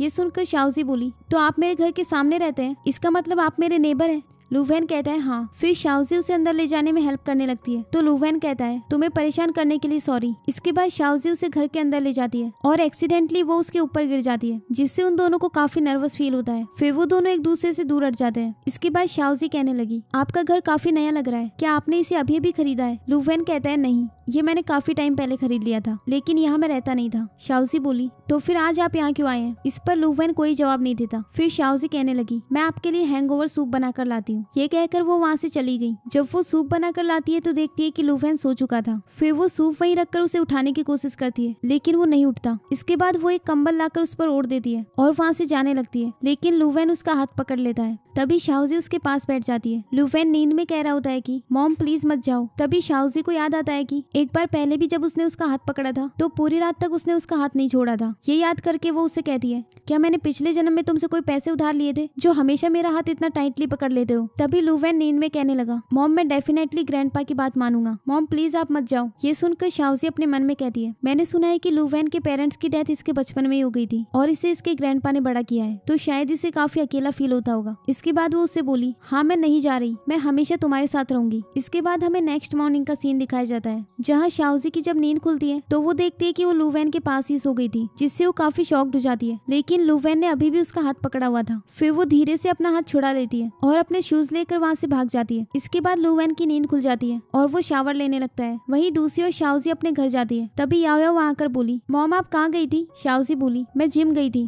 क्या तुम्हें भूख लग रही है? चलो मैं तुम्हारे लिए ब्रेकफास्ट बना देती हूँ। इसके बाद वो ब्रेकफास्ट बनाने के लिए जाती है। तभी अपने आप से बोली, उसने काफी ड्रिंक कर ली थी तो उसके लिए पॉरिज खाना बेटर रहेगा। अगले सीन में वो पॉरिज लेकर लूवेन के घर जाती है। तभी लूवेन शावर लेकर बाहर आता है, जिसे देखकर शाओजी अपना फेस दूसरी ओर कर लेती है और फिर उससे कहती है, बॉस मुझे लगा था कि आप अभी तक सो रहे होंगे। इसके बाद लूवेन फिर से अंदर चला गया और थोड़ी देर बाद अपने कपड़े पहनकर बाहर आता है। शाओजी से कहने लगा, तुम अचानक से यहाँ क्यों आ गई? वो मैं तुम्हारे लिए ब्रेकफास्ट लेकर आई थी क्योंकि लास्ट नाइट तुमने बहुत ड्रिंक कर ली थी। पॉरिज खाने से तुम्हारा स्टमक ठीक हो जाएगा। इस पर लूवेन बोला, क्या ये स्पेशली तुमने मेरे लिए बनाया है? शाओजी कहती है हाँ। इसके बाद वो पॉरिज खाने लगता है और उससे कहता है, तुमने मेरी बहुत हेल्प की है। तो शाओजी बोली, आप मेरे बॉस हैं और मैं आपके एम्प्लॉय, तो मैं इतना तो कर ही सकती हूँ। लूवेन स्माइल करके कहता है हाँ। इसके बाद शाओजी वहाँ से जा रही होती है। तभी लूवेन कहता है, पॉरिज के लिए थैंक्स, अब तुम जाकर रेडी हो जाओ, हम दोनों साथ में कंपनी चलते हैं। तो शाओजी बोली, आई थिंक आज मैं कंपनी नहीं आ पाऊंगी क्योंकि मुझे एक छोटी सी प्रॉब्लम है, इसीलिए मुझे एक दिन की लीव चाहिए। लूवेन बोला, क्या प्रॉब्लम है? तभी वहाँ पर यीचैंग आ जाता है और वो जब लूवेन को वहाँ देखता है तो उसके पास आकर बोला, डैडी आप लास्ट टाइम मुझे अकेला छोड़कर क्यों चले गए थे? मैंने आपको काफी टाइम तक ढूंढा। तभी शाओजी उससे कहती है, यीचैंग तुम घर जाओ, वो तुम्हारे फादर नहीं है। लेकिन यीचैंग बोला, मॉम लास्ट टाइम मुझे यही मिले थे, मैंने आपको बताया था ना कि यही मेरे फादर है। याओ याओ जल्दी आओ, देखो हमारे डैड हमसे मिलने आए हैं। ये सुनकर याओ याओ भागते हुए वहाँ आती है और उससे कहती है, डैड आप और ब्रदर तो बिल्कुल सेम दिखते हो। इस पर शाओजी बोली, तुम दोनों इसे गलत पर्सन समझ रहे हो, वो तुम्हारे फादर नहीं है। इस पर यीचैंग बोला, आप ये क्यों बोल रही है कि वो हमारे फादर नहीं है? आप ऑलरेडी उन्हें यहाँ लेकर आ गई और हमसे छुपा रही हो। तो शाओजी कहती है, वो बस हमारे नेबर है, क्या तुम मेरी बात नहीं सुनोगे? मैंने कहा वो तुम्हारे फादर नहीं है तो नहीं है, अगर तुम ऐसी बातें करोगे तो वो अपसेट हो जाएंगे। ये सुनकर वो दोनों सैड हो जाते हैं। फिर शाओजी उससे बोली, आई एम सॉरी बॉस,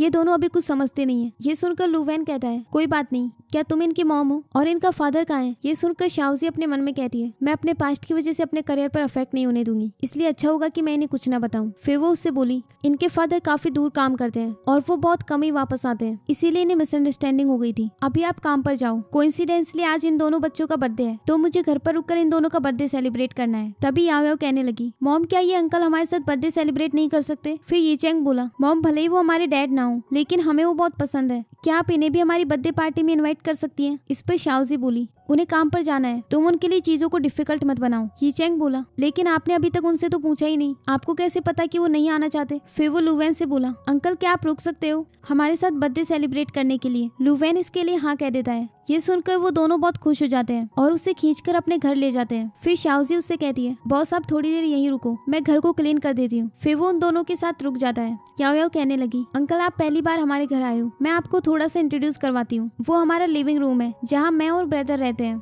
और वो किचन है जहाँ पर मम्मा काफी सारे डिलीशियस फूड बनाती है। फिर यीचैंग बोला, अब इन्हें इंट्रोड्यूस करवाने की बारी मेरी है। अंकल वो हमारा रूम है और ये वाला मम्मा का, आप कौन से रूम में पहले विजिट करना चाहते हैं? ये सुनकर वो स्माइल करने लगता है और उनसे कहता है, पहले तुम दोनों के रूम में विजिट करते हैं। इसके बाद वो दोनों उसे अपने रूम में ले जाते हैं और उसे वहाँ की सभी चीजों से इंट्रोड्यूस करवाने लगते हैं। तभी याओ याओ बोली, अंकल मैं आपको अपने टॉयज दिखाती हूँ, लेकिन यीचैंग को कॉटन से एलर्जी है तो मैं उसके साथ नहीं खेलती। फिर वो यीचैंग से बोली, ब्रदर तुम बाहर जाओ, मैं अंकल को अपने टॉयज दिखाना चाहती हूँ। इसके बाद यीचैंग वहाँ से बाहर चला जाता है क्योंकि उसे कॉटन से एलर्जी थी। फिर याओ याओ लूवेन को अपने टॉयज दिखाती है जिनसे लूवेन को भी एलर्जी हो जाती है। उसकी आवाज सुनकर यीचैंग वहाँ आता है और उसे भी एलर्जी हो जाती है। फिर शाओजी वहाँ आकर जल्दी से उन टॉयज को अंदर रख देती है और फिर बाहर आकर उन दोनों से कहती है, क्या तुम ठीक हो? इस पर लूवेन कहता है, हाँ वो मुझे कॉटन से थोड़ी सी एलर्जी है। ये सुनकर शाओजी बोली, आपको भी कॉटन से एलर्जी है? फिर याओ याओ सैड होकर बोली, अंकल आई एम सॉरी, मुझे पता नहीं था कि आपको इनसे एलर्जी है, मैं तो बस आपको अपने टॉयज दिखाना चाहती थी। तो लूवेन कहता है, कोई बात नहीं, इसमें तुम्हारी कोई गलती नहीं। फिर शाओजी बोली, बॉस मैं आपके लिए मेडिसिन लेकर आती हूँ। लेकिन तभी लूवेन उसका हाथ पकड़ लेता है और उससे कहता है, इसकी कोई जरूरत नहीं, मैंने बस उन्हें थोड़ी देर के लिए टच किया था, तो ये सीरियस एलर्जी नहीं है। इसके बाद याओ याओ कहने लगी, क्या कोइंसिडेंस है ना, अंकल बिल्कुल ब्रदर की तरह दिखते हैं और उन दोनों को कॉटन से एलर्जी है। फिर शाओजी उन दोनों से बोली, अब अंकल को अपने रूम में लेकर जाओ और ध्यान रखना कि फिर से कॉटन टॉयज के साथ मत खेलना, मैं तुम्हारे लिए खाना बना कर लाती हूँ। ये कहकर वो किचन में चली गई और फिर यीचैंग अपने मन में कहता है,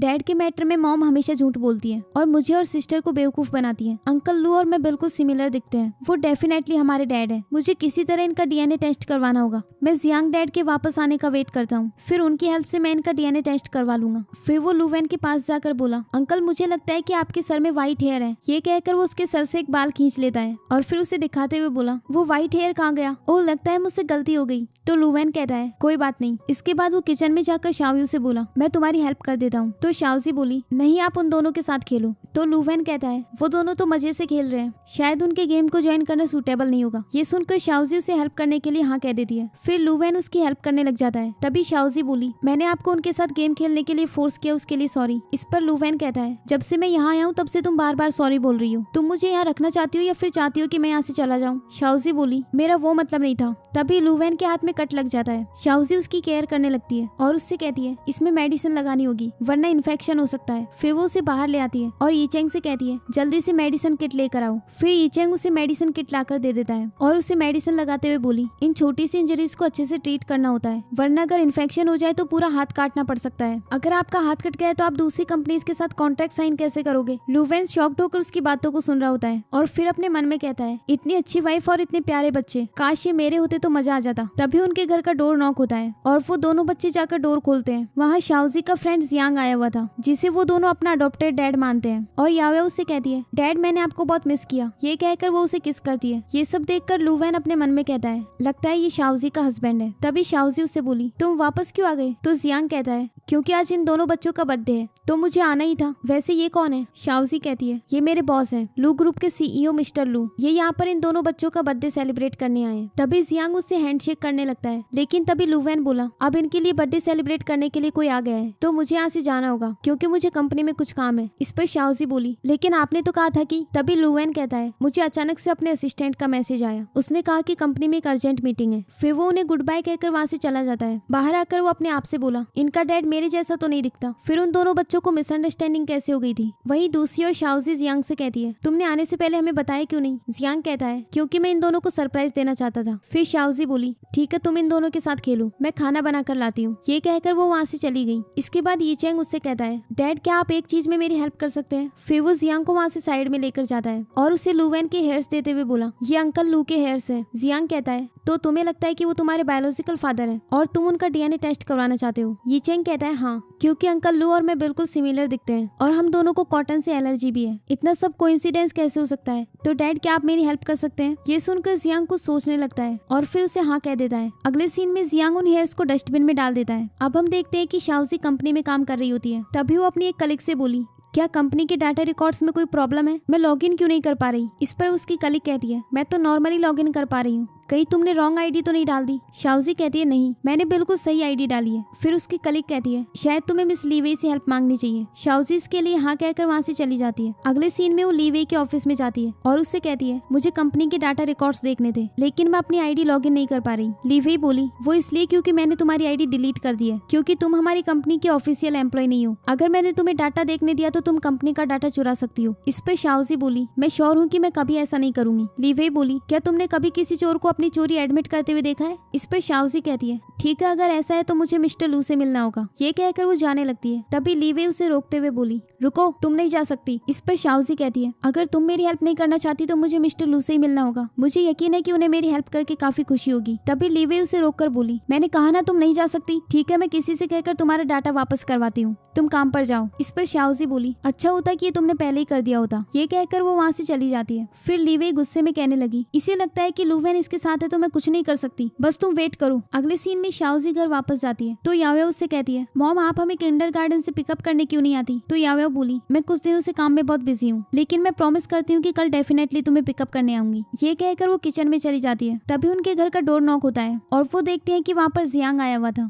फिर यीचेंग उसे खींचकर अंदर ले आता है। ये देखकर शाओजी अपने आप से कहती है, जब भी ये जियांग को देखता है तो हमेशा ऐसे ही चिपका रहता है। वहीं यीचेंग जियांग से बोला, डैड क्या आप रिजल्ट ले आए? तो जियांग उसे डीएनए रिपोर्ट्स दिखाता है जो नेगेटिव आई थी, जिसे देखकर यीचेंग बोला, इसका मतलब मिस्टर लू सच में हमारे डैड नहीं है? जियांग कहता है हाँ। फिर यीचेंग बोला, लेकिन मैं और वो बिल्कुल सिमिलर दिखते हैं। काश वो हमारे डैड होते, वो मुझे और सिस्टर को बहुत अच्छे से ट्रीट करते हैं। जियांग बोला, क्या मैं तुम्हें अच्छे से ट्रीट नहीं करता? ये चैंग कहता है, हाँ आप भी हमें अच्छे से ट्रीट करते हैं, लेकिन अंकल लू के साथ हमें एक डिफरेंट फीलिंग आती है। तभी याओयाओ वहाँ आकर कहती है, डैड मॉम आपको बुला रही है। इसके बाद जियांग वहाँ से बाहर चला गया। फिर याओयाओ ये चैंग से कहती है, ब्रदर आप सैड क्यों हैं? तो ये चैंग कहता है, मैंने जियांग डैड से मिस्टर लू का डीएनए टेस्ट करवाने के लिए कहा था, लेकिन वो नेगेटिव आया, वो हमारे फादर नहीं है। इस पर याओयाओ बोली, तो क्या हुआ अगर वो हमारे फादर नहीं है, लेकिन हम उन्हें अपना फादर बना तो सकते हैं। इस पर ये चैंग बोला, तो तुम चाहती हो कि मॉम और अंकल लू साथ रहे? याओयाओ कहती है, हाँ मुझे अंकल लू बहुत पसंद है, चलो हम उनके साथ खेलने चलते हैं। अगले सीन में वो दोनों उसकी कंपनी में पहुंच जाते हैं। याओयाओ बोली, वाओ अंकल लू की कंपनी तो कितनी बड़ी है। ये कहकर वो अंदर चले आते हैं। तभी एक एम्प्लॉय बोली, बच्चों ये तुम्हारे खेलने की जगह नहीं है। इस पर यीचेंग कहता है, सिस्टर हम यहाँ एक पर्सन से मिलने आए हैं। एम्प्लॉय बोली, किससे? याओयाओ कहती है, हमें अंकल लू से मिलना है। ये सुनकर वो एम्प्लॉय अपने मन में कहती है, ये दोनों बच्चे प्रेसिडेंट से मिलने क्यों आए हैं? और ये बच्चा बिल्कुल मिस्टर लू की तरह दिखता है, कहीं ये दोनों उन्हीं के बच्चे तो नहीं? लेकिन मैंने तो कभी उनके बच्चों के बारे में नहीं सुना। फिर यीचेंग उससे कहता है, क्या आप हमें अंदर आकर उन्हें ढूंढने दोगी? इस पर एम्प्लॉय कहती है, आई एम सॉरी बच्चों, मैं अभी पूछकर तुम्हें बताती हूँ। फिर वो कहता है, उनसे बोलना कि मेरा नाम ये चैंग है और मेरी सिस्टर का नाम याओयाओ। ये सुनकर एम्प्लॉय उसके असिस्टेंट के पास कॉल करती है। वहीं दूसरी ओर शाओजी के पास उसकी फ्रेंड का कॉल आता है, जो उसे बताती है कि उसके दोनों बच्चे मिसिंग हैं। अगले सीन में असिस्टेंट लूवेन के पास जाकर बोला, दो बच्चे आपसे मिलने के लिए आए हैं। लूवेन कहता है, कौन है वो? असिस्टेंट बोला, उनका नाम यी चैंग और याओयाओ है। ये सुनकर वो शॉक्ड हो जाता है। वहीं वो एम्प्लॉय उन दोनों के पास जाकर बोली, मिस्टर लू थोड़ी देर में नीचे आने वाले हैं, चलो मैं तुम्हें अंदर ले चलती हूँ। ये कहकर वो उन्हें अंदर ले जाती है। वहीं शाओजी उन्हें ढूंढने के लिए बाहर चली गई। तभी यी चैंग बोला, शायद अभी मैंने मॉम की आवाज सुनी। याओयाओ कहती है, नहीं। फिर वो अंदर जाकर शरारत करने लगते हैं। तभी वहाँ लूवेन आ जाता है और उससे कहता है, तुम दोनों अचानक से यहाँ कैसे आ गए? तो यी चैंग बोला, हम यहाँ आपके साथ खेलने आए हैं। फिर याओयाओ बोली, हमारे बर्थडे के दिन आपने हमारे साथ केक भी नहीं खाया, इसीलिए मैं और ब्रदर सीक्रेटली आपके लिए केक लेकर आए हैं। फिर वो अपने बैग से उसे केक निकाल कर देती है। तभी लूवेन बोला, लेकिन तुम दोनों यहाँ आए हो, क्या ये बात तुम्हारी मॉम को पता है? याओयाओ कहती है, नहीं। फिर लूवेन बोला, भले ही तुम लोग मुझसे मिलने के लिए आए हो और मेरे लिए केक भी खरीदा, लेकिन अभी भी तुम दोनों बहुत छोटे हो, तो तुम्हें ऐसे इधर उधर नहीं जाना चाहिए, समझे? याओयाओ सैड होकर कहती है, हाँ समझ गए। तभी लूवेन बोला,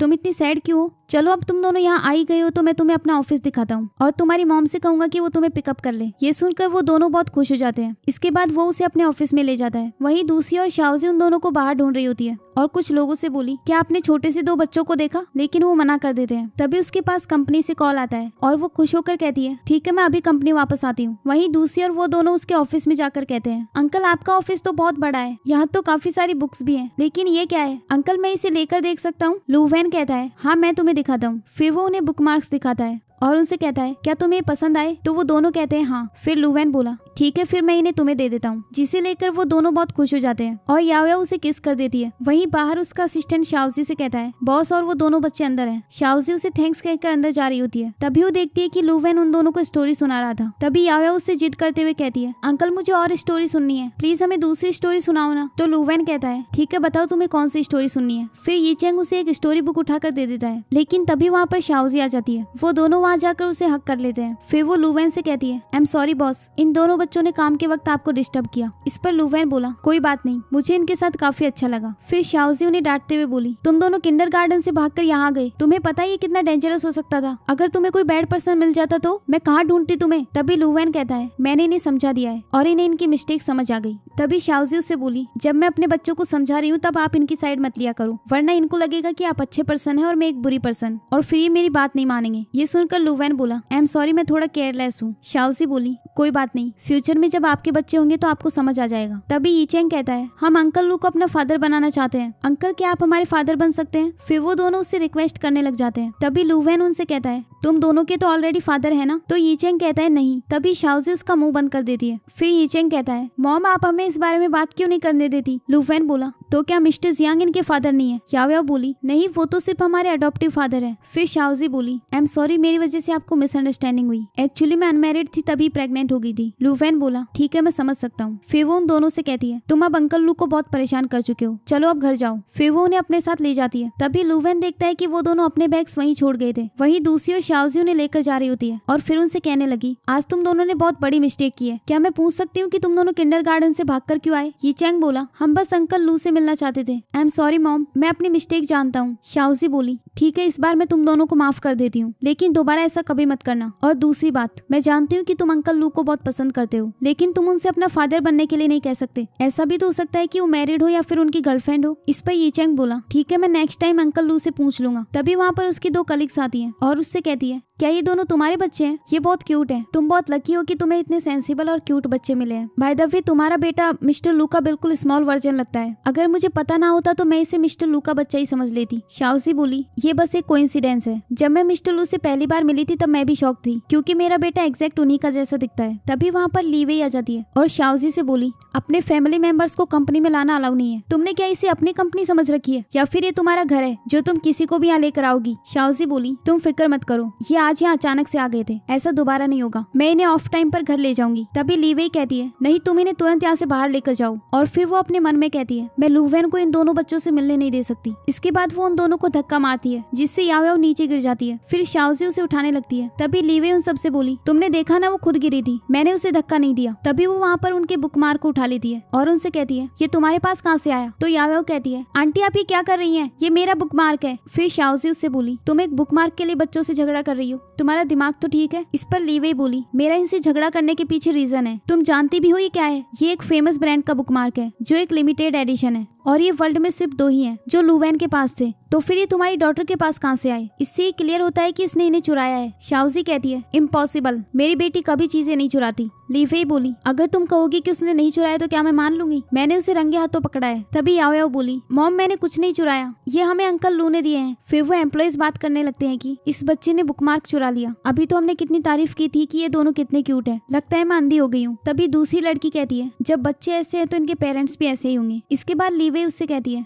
क्या तुम्हारे बच्चों ने ये चीज इसलिए चुराई क्योंकि उन्हें एजुकेट करने के लिए उनके फादर नहीं है? इस पर शाओजी बोली, ली वेई प्लीज मेरे बच्चों के सामने ऐसी बातें मत करो। फिर वो याओ याओ से बोली, याओ याओ मुझे बताओ तुम्हारे पास ये बुकमार्क कहाँ से आया? तभी ई चैंग बोला, मॉम हमने इसे चुराया नहीं, मेरे पास भी एक बुकमार्क है। तभी ली वेई उसके हाथ से उस बुकमार्क को भी ले लेती है और उनसे कहती है, अच्छा तो तुम लोगों ने दोनों बुकमार्क चुरा लिए, तुम दोनों ही चोर हो। शाओजी, क्या तुमने अपने बच्चों को यही सिखाया है? तभी ई चैंग बोला, ये हमें अंकल लू ने दिए हैं, मुझे वापस करो। तभी वो नीचे गिर जाता है। फिर शाओजी उसे उठाती है। ई चैंग कहने लगा, मॉम ये सच में हमें अंकल लू ने दिए हैं। तो शाओजी कहती है, हाँ मुझे तुम पर यकीन है। फिर ली वेई उससे बोली, तुम जिस पर्सन की बात कर रहे हो वो यहाँ के प्रेसिडेंट है और वो बहुत बिजी रहते हैं, उनके पास तुम दोनों से मिलने का टाइम नहीं हो सकता। इतने छोटे हो फिर भी तुमने चोरी करना सीख लिया और झूठ भी बोलना आता है, पता नहीं तुम्हारी मॉम ने तुम्हें क्या सिखाया है। तभी याओ याओ रोते हुए बोली, हम झूठ नहीं बोल रहे, हमें सच में इसे अंकल लू ने दिया है। ये सुनकर एम्प्लॉइज कहने लगी, मिस्टर लू ने इन्हें बुकमार्क दिया है, ये दोनों बच्चे प्रेसिडेंट को जानते भी हैं और ये चैंग तो बिल्कुल उन्हीं के जैसा दिखता है, कहीं ऐसा तो नहीं? ली वेई उन्हें बीच में ही रोकते हुए बोली,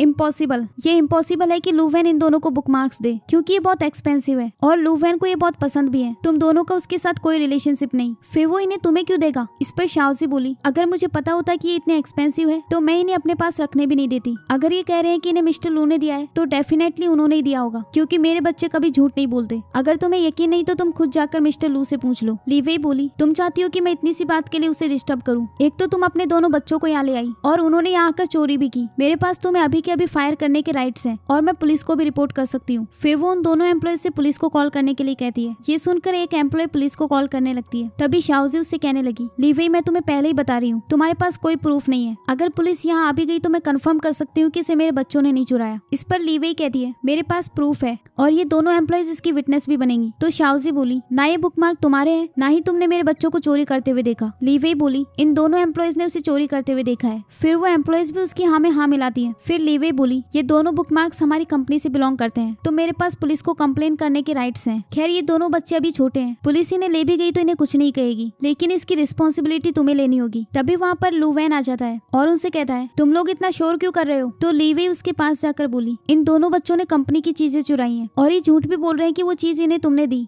लू वेन बोला, इन्होंने क्या चुराया है? ली वेई कहती है, ये दोनों लिमिटेड एडिशन वाले बुकमार्क। मैं जानती हूँ कि ये बुकमार्क तुम्हें बहुत पसंद है तो तुम इन्हें किसी को कभी नहीं दे सकते। ये दोनों बच्चे झूठ बोल रहे थे। तो लू वेन उसके हाथ से बुकमार्क लेकर बोला, ये सच है कि इन्हें मैंने ही ये दिए थे। फिर याओ याओ रोते हुए बोली, हम दोनों इन्हें काफी देर से एक्सप्लेन कर रहे हैं लेकिन इन्होंने हम पर यकीन नहीं किया। फिर ये चैंग कहता है, और इन्होंने हम दोनों को धक्का मारकर नीचे गिरा दिया था। लू वेन गुस्से में बोला, क्या तुमने इन दोनों को धक्का मारा? ली वेई कहती है, नहीं, ये दोनों मुझे खींच रहे थे तो मैंने इन्हें थोड़ा सा टच किया तो ये नीचे गिर गए। फिर वो उन एम्प्लॉय से बोला, मुझे सच बताओ। तभी वो एम्प्लॉयज कहने लगी मिस लीवे इन दोनों बच्चों को बाहर निकालना चाहती थी और उन्होंने इनको धक्का भी मारा और फिर वो इन दोनों पर चोरी का इल्जाम लगाकर पुलिस को रिपोर्ट कर रही थी। शाओजी आपसे कंफर्म कराना चाहती थी लेकिन इन्होंने अलाउ नहीं किया और ये भी कहा कि वो इन्हें फायर कर देंगी। ये सुनकर लुवेन उससे बोला तो तुम शाओजी को फायर करना चाहती हो? तुमने इन दोनों बच्चों को भी बिना किसी रीजन के परेशान किया, अभी के अभी इनसे माफी मांगो। इस पर लीवे कहने लगी तुम चाहते हो कि मैं इन बच्चों से माफी मांगू? लुवेन कहता है अगर माफी नहीं मांगना चाहती तो लू ग्रुप को छोड़कर चली जाओ। ये सुनकर लीवे उन्हें सॉरी बोल देती है और फिर गुस्से में वहाँ से चली जाती है। इसके बाद शाओजी उसे थैंक्स कहते हुए बोली आप अचानक से नीचे क्यों आ गए? लुवेन बोला ये दोनों अपना बैकपैक्स वहीं भूल आए थे।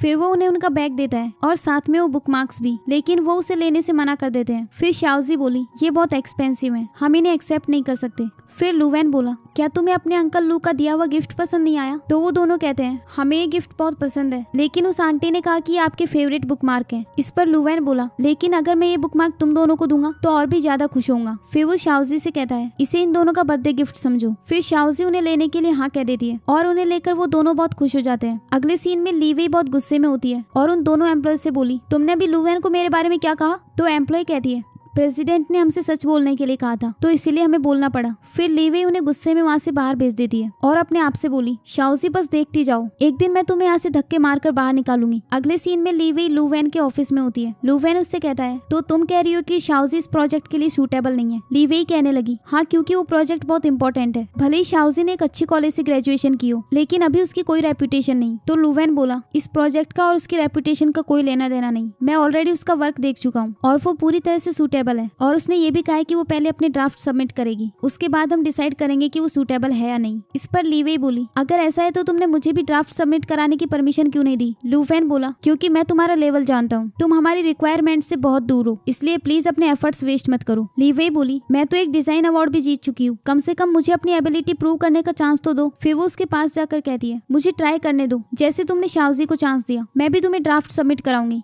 और देखना कि हम में से कौन बेस्ट है। तो लुवेन बोला अगर तुम डिजाइन बनाना चाहती हो तो वो तुम्हारे ऊपर है, लेकिन मैं तुम्हें वार्निंग दे रहा हूँ अगर तुमने कोई ट्रिक्स यूज की तो लू ग्रुप तुम्हें बर्दाश्त नहीं करेगा। फिर वो उसका हाथ पकड़ने लगती है लेकिन लुवेन अपना हाथ हटा लेता है और उससे कहता है इन 5 सालों में मैंने काम में तुम्हारी बहुत हेल्प की है और तुम्हारी फैमिली की भी, लेकिन ये मत समझना कि तुम मेरे बहुत क्लोज हो। ये कहकर वो उसे वहाँ से बाहर भेज देता है। अगले सीन में शाओजी की एक कलीग उसके डिजाइन देखकर बोली क्या ये डिजाइन तुमने बनाए हैं? शाओजी कहती है हाँ, ये अभी बस फर्स्ट ड्राफ्ट है, मुझे लगता है कि इसमें अभी भी कुछ मिसिंग है। तो उसकी कलीग कहती है ये तो ऑलरेडी बहुत ब्यूटीफुल है, अगर मैं ऐसे डिजाइन बना पाती तो मैं बहुत खुश हो जाती। उनकी ये सब बातें लीवे सुन लेती है। अगले सीन में लीवे एक फेमस डिजाइनर आना के डिजाइन देख रही होती है और अपने आप से कहती है अगर मैं आना के डिजाइन कॉपी करूँ शाओजी से इस कंपटीशन को जरूर जीत सकती हूँ। खैर लास्ट टाइम मैं आना से मिल नहीं पाई थी, लेकिन मैं डायरेक्टली अगर उसे ऑफिस में इन्वाइट कर लूँ तो। अगले दिन शाओजी जब ऑफिस आती है तभी वहाँ पर लुवेन भी आ जाता है, जिसे देखकर शाओजी की कलीग बोली प्रेसिडेंट लू यहाँ क्यों आए हैं? शाओजी कहती है मुझे नहीं पता। तो उसकी कलीग कहती है मुझे लगता है वो तुम्ही से मिलने के लिए आए हैं। फिर लुवेन शाओजी के पास जाकर कहता है मैं तुमसे ये पूछने आया हूँ कि तुम्हारे डिजाइन की प्रोग्रेस कैसी चल रही है? तो शाओजी कहती है वो मैंने ऑलमोस्ट कंप्लीट कर ली है। फिर लुवेन बोला कल कंपनी के शेयर होल्डर्स की मीटिंग होने वाली है तो तुम अपने डिजाइन लाकर उन्हें दिखाना, फिर मैं सबके सामने तुम्हें उस प्रोजेक्ट के इंचार्ज बनाऊंगा। इस पर शाओजी उसे थैंक्स कहती है। तभी वहाँ पर लीवे आकर कहती है मैंने सुना है कि कल कंपनी की शेयर होल्डर्स की मीटिंग होने वाली है तो मैं भी उन्हें अपने डिजाइन दिखाऊंगी ताकि वो हम दोनों में से किसी एक को चूज कर सके। लुवेन बोला क्या तुमने अपने डिजाइन कंप्लीट कर लिए? लीवे कहती है हाँ, ये इतना भी डिफिकल्ट नहीं था क्योंकि मैं इस प्रोजेक्ट को शुरू से ही फॉलो कर रही हूँ। लुवेन कहता है ठीक है फिर कल अपने डिजाइन लेकर आना। ये कहकर वो वहाँ से चला जाता है। फिर शाओजी उससे बोली तो तुम भी इस प्रोजेक्ट की इंचार्ज बनना चाहती हो? लीवे कहती है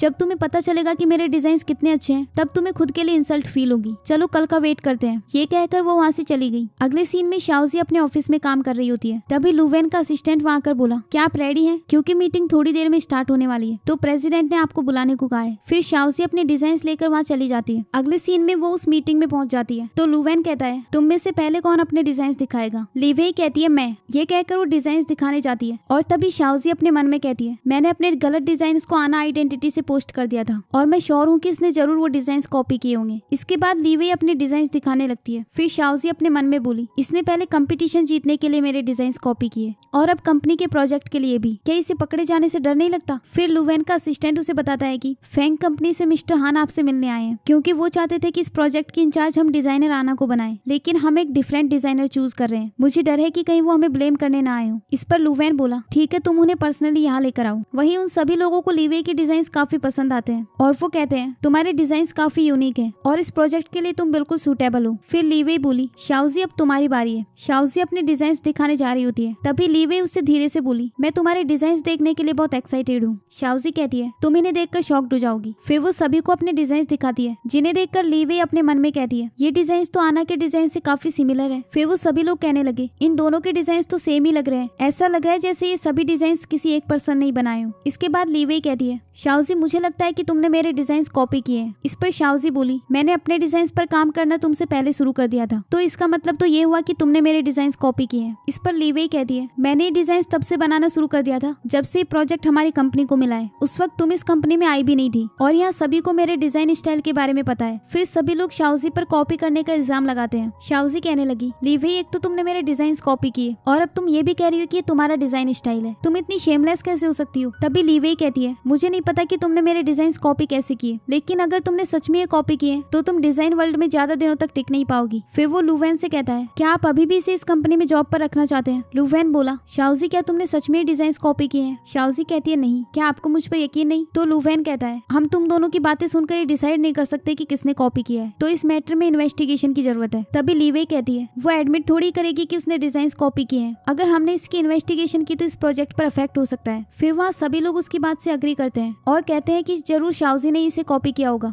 उसे इस कंपनी से निकाल देना चाहिए। मिस्टर लू अभी के अभी उसे फायर करो और इसे धक्के मारकर कंपनी से बाहर निकाल दो। तभी शाओजी लीवे से बोली, तुम इन्वेस्टिगेशन से क्यों डर रही हो, मुझे यकीन है कि तुम्हें प्रोजेक्ट के अफेक्ट होने से कोई फर्क नहीं पड़ता, तुम्हें बस डर है कि कहीं तुम एक्सपोज ना हो जाओ। लीवे बोली, मैं ये इन्वेस्टिगेशन इसलिए नहीं करवाना चाहती क्योंकि एक तो मुझे प्रोजेक्ट की फिक्र है और दूसरी बात मैं सबके सामने तुम्हारी इंसल्ट नहीं करना चाहती, वरना तुम्हें किसी भी कंपनी में जॉब नहीं मिलेगी। तुम्हें तो मुझे थैंक्स कहना चाहिए। शाओजी बोली, मुझे तुम्हारी फिक्र की कोई जरूरत नहीं, मैं चाहती हूँ कि इस मामले की इन्वेस्टिगेशन हो और सब कुछ क्लियर हो। अगर इससे ये साबित होता है कि मैंने कॉपी की है तो उसके लिए मैं पूरा मुआवजा दूंगी और इस कंपनी को छोड़कर भी चली जाऊंगी, लेकिन अगर तुमने कॉपी की होगी तो तुम्हें भी इसकी रिस्पॉन्सिबिलिटी लेनी होगी। ये सुनकर लीवे अपने मन में कहती है, एक तो इसने डिजाइन कॉपी किए और अब इनोसेंट बनने का नाटक भी कर रही है, इसे क्या लगता है कि मैं इससे डरती हूँ। फिर वो इन्वेस्टिगेशन के लिए हाँ कह देती है और अपने मन में कहने लगी, तुम मुझसे फाइट कर रही हो, ये कैसे भूल गई कि 5 साल पहले मैंने तुम्हें चाइना से बाहर निकाल दिया था। तो लू ग्रुप से बाहर निकालना तो मेरे लिए छोटी सी बात है। तभी असिस्टेंट वहाँ पर मिस्टर हान को लेकर आता है, जो उनसे बोला, क्या यही वो डिजाइन है जो इस प्रोजेक्ट के लिए बने हैं, मैं इन्हें पहले से जानता हूँ, ये आना की डिजाइन स्टाइल है। ये सुनकर लीवे उससे कहती है, मैंने अपने डिजाइन अपनी एक फ्रेंड के साथ मिलकर बनाए और मेरी फ्रेंड आना है, इसीलिए आपको मेरा डिजाइन स्टाइल आना जैसा लग रहा है और इस लड़की ने मेरे डिजाइन कॉपी किए हैं। तभी शाओजी वहाँ आकर बोली, तुमने कहा कि आना तुम्हारी फ्रेंड है, ये बात हमें कैसे नहीं पता। इस पर लीवे कहती है, क्योंकि तुम्हारे पास इसके लिए कोई क्वालिफिकेशंस नहीं है। तभी मिस्टर हान उससे कहते हैं, तुमने कहा कि तुम आना की बेस्ट फ्रेंड हो, फिर तुम इसे क्यों नहीं जानती। इस पर लीवे कहने लगी, ये बस एक थीफ है जिसने मेरे डिजाइन कॉपी किए हैं, ये अपनी इनोसेंट बातों से आपको फंसाना चाहती है। मिस्टर हान को पता था कि शाओजी ही आना है, लेकिन जब वो कंपनी के लोगों की बातें सुनता है तो उसे समझ आता है कि किसी को भी इस बारे में पता नहीं है और फिर वो स्माइल करने लगता है। तभी लीवे उससे बोली, मैं और आना बहुत क्लोज फ्रेंड्स हैं,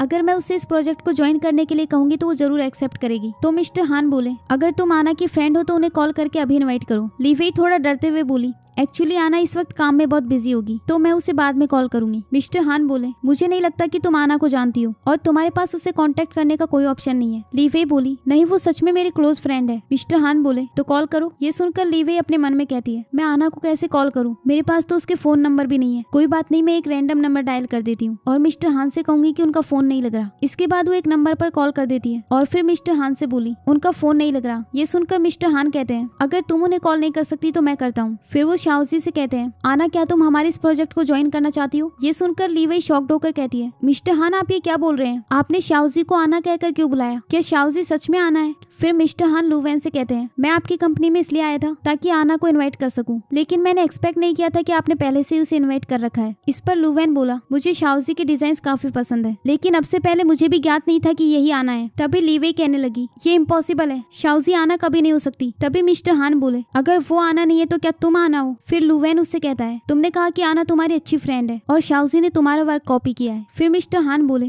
तुम्हें क्या लगता है कि आना तुम्हारी जैसे डिजाइनर का वर्क कॉपी करेगी? वो मास्टर क्रेल की स्टूडेंट है। इस पर लीवेई बोली, ऐसा नहीं हो सकता, ये बस एक छोटी सी डिजाइनर है, ये मास्टर क्रेल की स्टूडेंट कैसे हो सकती है? तभी शाओजी कहने लगी, हाँ मैं मास्टर क्रेल की स्टूडेंट हूँ और अब आप सभी लोग मेरी आइडेंटिटी जान चुके हैं। क्या आपको अभी भी लगता है कि मैंने इसके डिजाइन कॉपी किए हैं? मैंने अपने गलत डिजाइन अपनी आईडी से पोस्ट किए थे और इसने उन्हीं डिजाइन को कॉपी किया। तभी लीवेई उससे कहती है, शाओजी तुम ये जानबूझकर कर रही हो ना, ताकि मुझे लू ग्रुप से बाहर निकाल सको। तभी शाओजी उससे कहती है, तुमने 3 साल पहले भी मेरे डिजाइन कॉपी किए थे। ये सुनकर लीवेई कहने लगी, लूवेन प्लीज तुम इसकी बातों पर यकीन मत करना, वो ये सब जानबूझकर कर रही है। तो शाओजी बोली, ठीक है फिर तुम अपने डिजाइन को मेरे 3 साल पुराने डिजाइन से मैच कर लो, तुम्हें खुद आंसर मिल जाएगा। ये सुनकर लीवेई गुस्से में उसे मारने वाली होती है। तभी लूवेन उसे रोक देता है और उससे कहता है, तुम 3 साल से मुझे बेवकूफ बना रही हो, मुझे तुम्हारे जैसे झूठे लोग बिल्कुल पसंद नहीं। फिर वो वहाँ खड़े सभी लोगों से कहता है, अब से इस प्रोजेक्ट की इंचार्ज शाओजी है, क्या किसी को कोई ऑब्जेक्शन है? तो सभी लोग मना कर देते हैं। फिर लूवेन कहता है, मैं इस प्रोजेक्ट में 500 मिलियन इन्वेस्ट करूंगा। मिस्टर हान बोले, अगर हमारे पास आना जैसी डिजाइनर है तो हमें ज्यादा इन्वेस्ट करने का कोई डर नहीं, क्योंकि ये प्रोजेक्ट डेफिनेटली सक्सेसफुल होगा। फिर वो लीवेई से कहता है, इस ग्रुप को तुम्हारी जैसी झूठी एम्प्लॉयज की कोई जरूरत नहीं, तो मैं तुम्हें फायर कर रहा हूँ। लीवेई बोली, लूवेन प्लीज मेरा यकीन करो, ये मत भूलो कि 5 साल पहले क्या हुआ था। तो लूवेन कहता है, मैं तुम्हें पहले ही बता चुका हूँ, तुम्हें मैंने बहुत बर्दाश्त कर लिया, ये मत सोचना कि तुम उस इंसिडेंट की वजह से पूरी लाइफ मुझे बांध कर रखोगी। ये कहकर वो सब वहाँ से चले जाते हैं। अगले सीन में लीवेई अपना सामान पैक कर रही होती है, सब लोग उसी की तरफ देख रहे होते हैं, जिससे उसे बहुत गुस्सा आ जाता है। फिर वो अपने आप से कहती है, शाओजी तुम कुछ ज्यादा ही लकी हो, लेकिन मैं इतनी आसानी से हार नहीं मानूंगी। फिर वो अपनी मॉम के पास कॉल करके कहती है, मॉम मैं आपको कुछ बताना चाहती हूँ, शाओजी चाइना वापस आ गई है और वो अपने साथ अपने 2 बच्चों को भी लेकर आई है। अगले सीन में लूवेन शाओजी के पास आकर कहता है, अब तुम इस प्रोजेक्ट की लीडर बन गई हो, अगर तुम्हें कोई भी इशू हो तो तुम मेरे पास आ सकती हो। शाओजी इस पर हाँ कह देती है। फिर लूवेन बोला, आज सभी शेयर होल्डर्स तुम्हें पर्सनली टारगेट कर रहे थे, उसके लिए सॉरी। शाओजी बोली, मुझे उसका बिल्कुल बुरा नहीं लगा, अभी आपको कोई काम नहीं हो तो मैं जाती हूँ। ये कहकर वो वहाँ से चली जाती है। तभी वो लीवेई को अपनी मॉम से बातें करते हुए सुनती है, जो कह रही थी कि डोंट वरी मॉम, मैं शाओजी को पता नहीं चलने दूंगी कि 5 साल पहले क्या हुआ था, मैं किसी भी कीमत पर उन दोनों बच्चों को लूवेन से नहीं मिलने दूंगी। अगले सीन में शाओजी अपने मन में सोच रही होती है, क्या लीवेई मेरे बारे में बात कर रही थी, और क्या ये सब 5 साल पहले की उस नाइट से रिलेटेड है? जिन 2 बच्चों की वो बात कर रही थी वो कहीं याव याव और ये चेंगी तो नहीं, तो क्या इसका मतलब मिस्टर लू उनके बायोलॉजिकल फादर है? ये सोचकर वो अचानक से खड़ी हो जाती है। तभी उसकी कलीग बोली, तुम्हें क्या हुआ? तो शाओजी कहती है, कुछ नहीं, मुझे बस कुछ जरूरी काम याद आ गया। ये कहकर वो वहाँ से चली जाती है। इसके बाद वो एक होटल में जाती है और अपने मन में कहती है, 5 साल पहले इसी होटल में लीवेई ने मुझे उस ओल्ड आदमी के साथ सोने के लिए फोर्स किया था, ऐसा भी तो हो सकता है कि उस दिन मैं किसी रॉन्ग पर्सन से मिली हूँ। ये कहकर वो अंदर चली जाती है और रिसेप्शन पर जाकर बोली, मैं यहाँ के होटल मैनेजर से मिलना चाहती हूँ। फिर वो लड़की मैनेजर को कॉल करके वहाँ बुला लेती है। जब मैनेजर वहाँ आता है तो शाओजी उससे कहती है, क्या मैं इस होटल के कैमरास चेक कर सकती हूँ? मैनेजर बोला, मैं माफी चाहता हूँ, हम अपने गेस्ट की प्राइवेसी को प्रोटेक्ट करते हैं, तो मैं आपको इसके लिए अलाउ नहीं कर सकता जब तक आपके पास कोई स्पेशल रीजन ना हो। तो शाओजी बोली, अगर मैं ये कहूँ कि इस होटल में किसी ने मेरे ऊपर अटैक किया था तो क्या तब भी आप मुझे कैमरास नहीं देखने देंगे? मैनेजर कहता है, ठीक है, लेकिन आपको मेरे कुछ क्वेश्चंस का जवाब देना होगा। आप इस होटल में कब रुकी थी और कौन से रूम में? शाओजी बोली, 5 साल पहले रूम नंबर 306 में। इस पर मैनेजर बोला, उसे तो काफी टाइम हो गया है, हमारे पास सिर्फ 3 महीने की रिकॉर्डिंग्स हैं। फिर शाओजी बोली, क्या आप लू ग्रुप के सीईओ मिस्टर लू को जानते हैं? क्या वो कभी आपके होटल में रुके थे? तो मैनेजर कहता है, नहीं, वो कभी हमारे होटल में नहीं रुके। ये सुनकर शाओजी अपने मन में कहती है, जरूर लीवेई कुछ और बात कर रही होगी, शायद मुझे ही कोई मिसअंडरस्टैंडिंग हुई है। ये सोचकर वो वहाँ से चली जाती है। उसके जाने के बाद मैनेजर रिसेप्शनिस्ट से कहता है, 5 साल पहले की सभी रिकॉर्डिंग सेव है ना, तो 3 जून की सभी रिकॉर्डिंग्स को मेरे पास लेकर आओ। ये कहकर वो वहाँ से चला जाता है। अगले सीन में मैनेजर उस दिन की रिकॉर्डिंग्स देखता है। वो देखता है कि शाओजी रूम नंबर 306 में जाती है। ये देखकर वो अपने आप से बोला, लगता है ये लड़की गलत रूम में एंटर कर गई, ये तो रूम नंबर 309 है। फिर उसे फ्लैशबैक में 5 साल पहले का एक सीन याद आता है, जिसमें वो देखता है कि 9 नंबर गलती से उल्टा हो गया था और वो 6 लग रहा था। इसे वो ठीक कर देता है, लेकिन उससे पहले ही शाओजी उसमें एंटर कर चुकी थी। ये याद करने के बाद मैनेजर कहता है, उस रात इस रूम में कौन था? फिर वो कुछ टाइम पहले की सीसीटीवी फुटेज देखता है, जिसमें लूवेन उस रूम में एंटर कर रहा था। उसे देखकर वो शॉक्ड हो जाता है और लूवेन के पास कॉल करके बोला, मिस्टर लू, आज यहाँ पर एक लड़की आई थी और वो एक रूम के बारे में इन्वेस्टिगेशन कर रही थी जहाँ वो 5 साल पहले रुकी थी।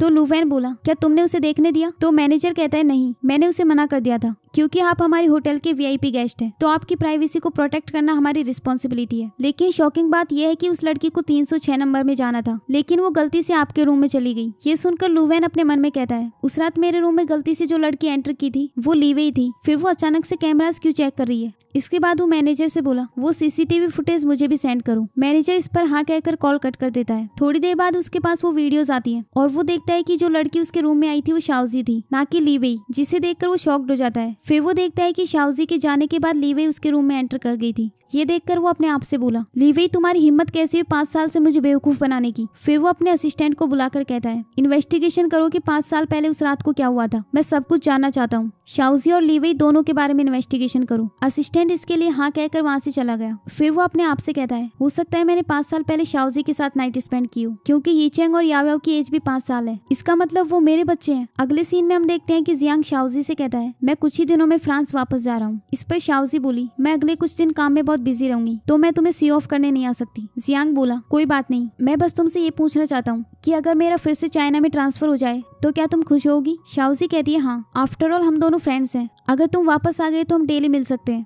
लेकिन तुम्हारा अब्रॉड में काम करना ही ज्यादा बेटर रहेगा। फिर जियांग बोला, हम दोनों ही सिंगल हैं। याओयाओ और यीचेंग भी मुझे अपना डैड मानते हैं, तो क्या मैं वापस आकर तुम्हारे साथ रह सकता हूँ? इस पर शाओजी बोली, मैं मानती हूँ कि पिछले सालों में तुमने हमारी बहुत केयर की है और अब हम सब एक अच्छी लाइफ जी रहे हैं, तो तुम्हें हमारी फिक्र करने की कोई जरूरत नहीं। तुम बस अपनी हैप्पीनेस पर ध्यान दो। तभी जियांग बोला, लेकिन मैं तुम्हें लाइक करता हूँ। शाओजी उसे दूर हटाकर बोली, क्या कहा तुमने? जियांग कहता है, मैंने कहा मैं तुम्हें लाइक करता हूँ। जब मैं तुमसे पहली बार मिला था तभी मुझे तुमसे प्यार हो गया था। मुझे लगा कि मैं तुम्हें अच्छे से ट्रीट करूंगा तो तुम समझ जाओगी, लेकिन तुम मुझे रिजेक्ट क्यों कर रही हो? तभी शाओजी कहती है, प्लीज मेरे हाथ छोड़ो, मुझे हर्ट हो रहा है। फिर जियांग गुस्से में कहता है, ये सब लू वैन की वजह से ना, उसी की वजह से तुम मुझे रिजेक्ट कर रही हो। ये कहकर वो उसे फोर्सफुली किस करने लगता है। तभी लू वैन वहाँ आकर उसे रोक देता है। तभी जियांग गुस्से में बोला, शाओजी सिर्फ मेरी है। तभी लू वैन उसे धक्का मारकर गिरा देता है और उससे कहता है, अभी अभी तुमने उसे इतना हर्ट किया और तुम कह रहे हो कि तुम उससे प्यार करते हो। ये कहकर वो शाओजी को वहाँ से ले जाता है। अगले सीन में वो उसे उसके घर छोड़ने जाता है। शाओजी उसे थैंक्स कहती है तो लू वैन बोला, लगता है तुम्हें थैंक्स कहना कुछ ज्यादा ही पसंद है। तो शाओजी कहती है, क्योंकि मैं आपको बार बार परेशान करती हूँ, तुमने आज मेरी हेल्प की उसके लिए थैंक्स। तो लू वैन बोला, लेकिन आगे से तुम केयरफुल रहना। फिर शाओजी कहती है, ठीक है। बाय द वे आप अचानक से वहाँ कैसे आ गए? तो लू वैन कहता है, मैं घर आ रहा था। शाओजी बोली, लेकिन आप तो यहाँ रहते नहीं है, शायद आपके पास कोई और घर भी है। तभी उसे फ्लैशबैक में एक सीन याद आता है जिसमें उसने काफी ज्यादा ड्रिंक कर रखी थी। तो उसका असिस्टेंट कहता है, मैं आपको घर लेकर चलता हूँ और मेड से कहूंगा कि वो आपके लिए सूप बना दे। ये सुनकर लू वैन को शाओजी के बारे में याद आता है। शाओजी ने भी उसके हैंगओवर के लिए सूप बनाया था। ये याद करने के बाद वो असिस्टेंट से कहता है, मुझे अपने दूसरे घर जाना है। अब हम देखते हैं कि लू वैन उससे बोला, मुझे इस घर में रहना ज्यादा पसंद है। इसके बाद शाओजी वहाँ से चली जाती है। फिर लू वैन अपने मन में कहता है, मैं जान चुका हूँ कि 5 साल पहले मैंने जिस लड़की के साथ नाइट स्पेंड की थी वो तुम थी, लेकिन मैं इसे इतना खुश क्यों हो रहा हूँ? अगले दिन असिस्टेंट उसके ऑफिस में आकर कहता है, मैंने उस मैटर के बारे में इन्वेस्टिगेशन करवा ली है। 5 साल पहले जो लड़की आपके रूम में एंटर की थी वो शाओजी थी, लेकिन जब आप उठे तब वहाँ पर ली वेई थी। इस सब की रिपोर्ट मेरे पास है। ये सब देखने के बाद वो अपने असिस्टेंट से कहता है, लीगल डिपार्टमेंट को रिपोर्ट करो कि ली वेई ने किसी के डिजाइन कॉपी किए हैं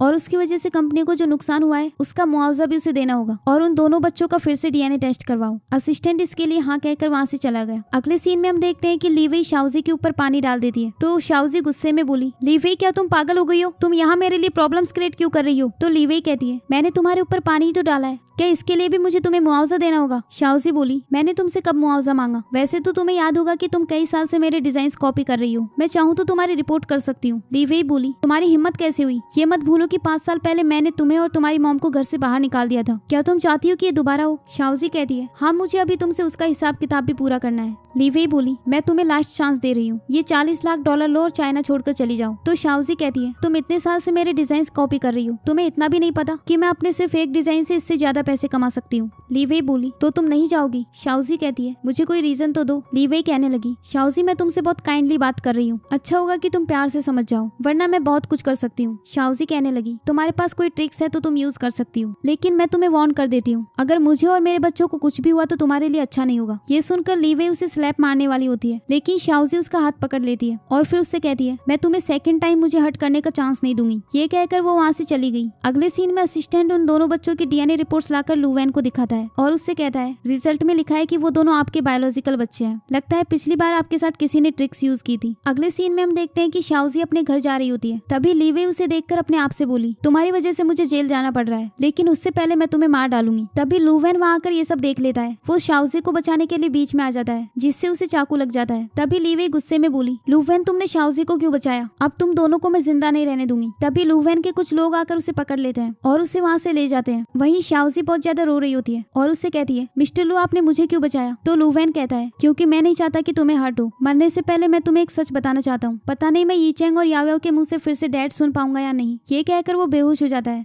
और शाओजी बहुत ज्यादा रोने लगती है। अगले सीन में वो उसे हॉस्पिटल लेकर जाती है और डॉक्टर्स उसे ऑपरेशन रूम में ले जाते जाते हैं। थोड़ी देर बाद असिस्टेंट वहाँ आकर बोला, मिस्टर लू कैसे हैं? शाओजी कहती है, वो अभी ऑपरेशन रूम में है, मुझे भी नहीं पता आगे क्या होने वाला है। फिर असिस्टेंट कहता है, मैं लीवे को पुलिस स्टेशन ले गया था, अब वो वहाँ से कभी बाहर नहीं आ पाएगी। तो शाओजी बोली, मुझे पता था वो पागल है, लेकिन मैंने एक्सपेक्ट नहीं किया था कि वो ये सब कर देगी। ये सब मेरी वजह से हुआ है, अगर मैं नहीं होती तो मिस्टर लू आज सेफ होते। इस पर असिस्टेंट कहता है, आप अपने आप को ब्लेम मत करो, मिस्टर लू हमेशा आपको प्रोटेक्ट करना चाहते हैं। शाओजी शॉक्ड होकर कहती है, क्या कहा तुमने? तो असिस्टेंट कहता है, मिस्टर लू के होश में आने का वेट करो, फिर वो खुद ही आपको सच बताएंगे। थोड़ी देर बाद डॉक्टर्स बाहर आकर कहते हैं, उनकी सर्जरी सक्सेसफुल हुई, अब आप लोग उनसे मिल सकते हैं। अगले सीन में शाओजी उसके पास बैठी होती है, तभी लू वैन को होश आ जाता है, तो शाओजी डॉक्टर को बुलाने जाती है। फिर डॉक्टर वहाँ आकर कहता है, अब ये बिल्कुल ठीक है, लेकिन ब्लड लॉस होने की वजह से काफी वीक हो गए हैं, तो वो धीरे धीरे रिकवर हो जाएंगे। ये कहकर डॉक्टर वहाँ से चला गया। फिर लू वैन उससे कहता है, शाओजी मैं तुम्हें कुछ बताना चाहता हूँ। तो शाओजी कहती है, मिस्टर लू आप अभी अभी उठे हैं, हम इस बारे में बाद में बात करेंगे। तो लू वैन बोला, मैं अब और वेट नहीं कर सकता। 5 साल पहले क्या लीवे ने तुम्हें फोर्स किया था किसी के साथ नाइट स्पेंड करने के लिए? शाओजी शॉक्ड होकर बोली, आपको कैसे पता? तो लू वैन कहता है, क्योंकि जिस पर्सन के साथ तुमने नाइट स्पेंड की वो मैं था। ये सुनकर शाओजी कहने लगी, ये इम्पॉसिबल है, लीवे ने तो बताया था कि वो एक ओल्ड मैन है।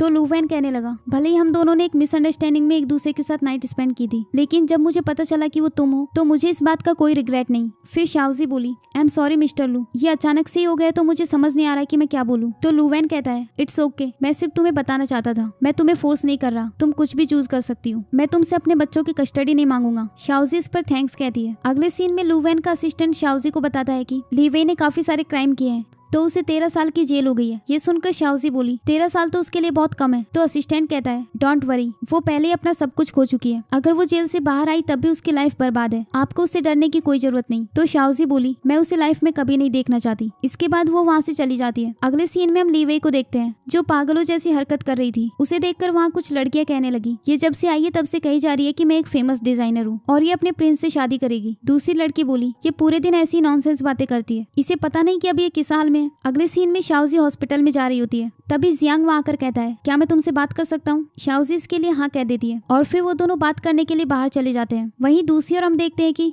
वो दोनों बच्चे लू वैन को अपने अपने खिलौने देते हैं और उसे फिक्स करने के लिए कहते हैं। तभी लू वैन उनसे बोला, मैं तुम दोनों से एक क्वेश्चन पूछना चाहता हूँ, आजकल तुम मुझे डैड कहकर क्यों नहीं बुलाते? इस पर यी चैंग बोला, क्योंकि आपने हमारी मम्मा से शादी नहीं की है, तो हम आपको अपना डैड कैसे बोल सकते हैं? फिर याओ कहती है, अंकल आप अगर हमारे डैड बनना चाहते हैं तो आपको मॉम से शादी करने के लिए थोड़ा हार्डवर्क करना होगा। इस पर लू वैन बोला, ऐसा नहीं है कि मैंने ट्राई नहीं किया, लेकिन तुम्हारी मॉम मानती ही नहीं। तभी वहाँ उसका असिस्टेंट आता है। तो लू वैन उससे बोला, शाओजी कहाँ पर है? असिस्टेंट कहता है, हॉस्पिटल के बाहर एक आदमी उनसे मिलने आया था, तो वो उनसे बात करने के लिए बाहर गई है। वहीं दूसरी ओर जियांग शाओजी से कहता है, मैं तुमसे लास्ट टाइम के लिए माफी मांगना चाहता हूँ, मैं तुम्हें बस ये बताना चाहता हूँ कि मैं तुम्हें सच में लाइक करता हूँ, मैंने जानबूझकर तुम्हें हर्ट करना नहीं चाहता। इस पर शाओजी बोली, जियांग मैंने हमेशा तुम्हें अपना फ्रेंड समझा है। इस पर जियांग बोला, आई नो ये सब मेरी मिसअंडरस्टैंडिंग है, मुझे लगा कि तुम मुझे एक्सेप्ट कर लोगी, इसीलिए मैंने जब तुम्हें किसी और के साथ देखा तो मुझे गुस्सा आ गया था। पिछले कुछ दिनों में मुझे समझ आया कि मैं गलत था, मैंने तुम्हें हर्ट किया, आई होप उसके लिए तुम्हें बुरा ना लगा हो। इस पर शाओजी कहती है, कोई बात नहीं, मेरे हार्ट में तुम हमेशा मेरे बेस्ट फ्रेंड रहोगे। जियांग कहता है, मैं भी तुम्हारा बेस्ट फ्रेंड बनकर रहना चाहता हूँ। तभी वहाँ पर लू वैन आ जाता है। वहीं जियांग उससे कहता है, मैं जल्दी वापस जा रहा हूँ, इसीलिए मैं दोनों बच्चों से गुड बाय नहीं कह पाऊंगा, मेरी तरफ से उन्हें सॉरी बोल देना, और हाँ ऐसे पर्सन को मिस मत करना जो सच में तुम्हारी केयर करता हूँ। तभी लू वैन वहाँ आकर कहता है, तुम यहाँ क्या कर रहे हो? तो जियांग बोला, मैं शाओजी से बात करने आया था। फिर वो उन्हें गुड बाय कहकर चला जाता है, लेकिन लू वैन को बहुत जेलस फील हो रहा था। तो शाओजी उससे बोली, मिस्टर लू आपको क्या हुआ? इस पर लू वैन कहता है, मुझे वो इतना सिंपल नहीं लगता, तुम्हें उसकी बातों पर यकीन नहीं करना चाहिए। शाओजी बोली, तो मैं किसकी बातों पर यकीन करूं? तो लू वैन कहता है, तुम ऐसे पर्सन की बातों पर यकीन करो जो तुम्हें कभी हर्ट नहीं करता और तुम्हें हमेशा प्रोटेक्ट करता है। ये सुनकर शाओजी लू वैन के बारे में सोचती है और फिर अपने मन में कहती है, वो लू वैन है जो हमेशा मेरी केयर करता है। तभी वो दोनों बच्चे छुपकर उन्हें देख रहे होते हैं। शाओजी उन्हें देखकर स्माइल करती है। तभी लू वैन बोला, तुम स्माइल क्यों कर रही हो? शाओजी कहती है, कुछ नहीं, मैंने डिसाइड किया है कि अभी जो आपने एडवाइस दी है मैं उसे फॉलो करूंगी, लेकिन मैं आपसे एक क्वेश्चन पूछना चाहती हूँ, क्या आप मेरे बच्चों को मेरे साथ बड़ा करना चाहते हैं? इस पर लू वैन बोला, मैं सिर्फ अपनी वाइफ के साथ अपने बच्चों को पालूंगा। शाओजी बोली, तो फिर मैं आपसे शादी करना चाहती हूँ। लू वैन कहता है, तुम्हें रिग्रेट तो नहीं होगा? शाओजी कहती है, नहीं। ये सुनकर वो दोनों बहुत खुश हो जाते हैं। अगले सीन में लू वैन कहीं जा रहा होता है। उसका असिस्टेंट बोला, बॉस क्या आप आज रात की डिनर पार्टी अटेंड करेंगे? लू वैन कहता है, नहीं। असिस्टेंट बोला, लेकिन वो डिनर पार्टी बहुत इंपॉर्टेंट है। इस पर लुवैन बोला, तुम्हें काम के अलावा अब कुछ और करने की जरूरत नहीं, जाओ अपने लिए कोई गर्लफ्रेंड ढूंढ लो। ये कहकर वो जाने लगता है। तभी वो दोनों बच्चे आकर उसे हक कर लेते हैं और वो चारों एक हैप्पी फैमिली बन जाते हैं। इसी के साथ ही इस ड्रामा की हैप्पी एंडिंग होती है। आपको ये एंडिंग कैसी लगी कमेंट्स में जरूर बताना। और अगर आप ऐसे ही अमेजिंग चाइनीज ड्रामास देखना चाहते हैं तो इस वीडियो को लाइक और चैनल को सब्सक्राइब कर लीजिए। आप हमारे सेकंड चैनल को भी विजिट कर सकते हैं जिसका लिंक डिस्क्रिप्शन बॉक्स में दिया हुआ है। Thanks for watching.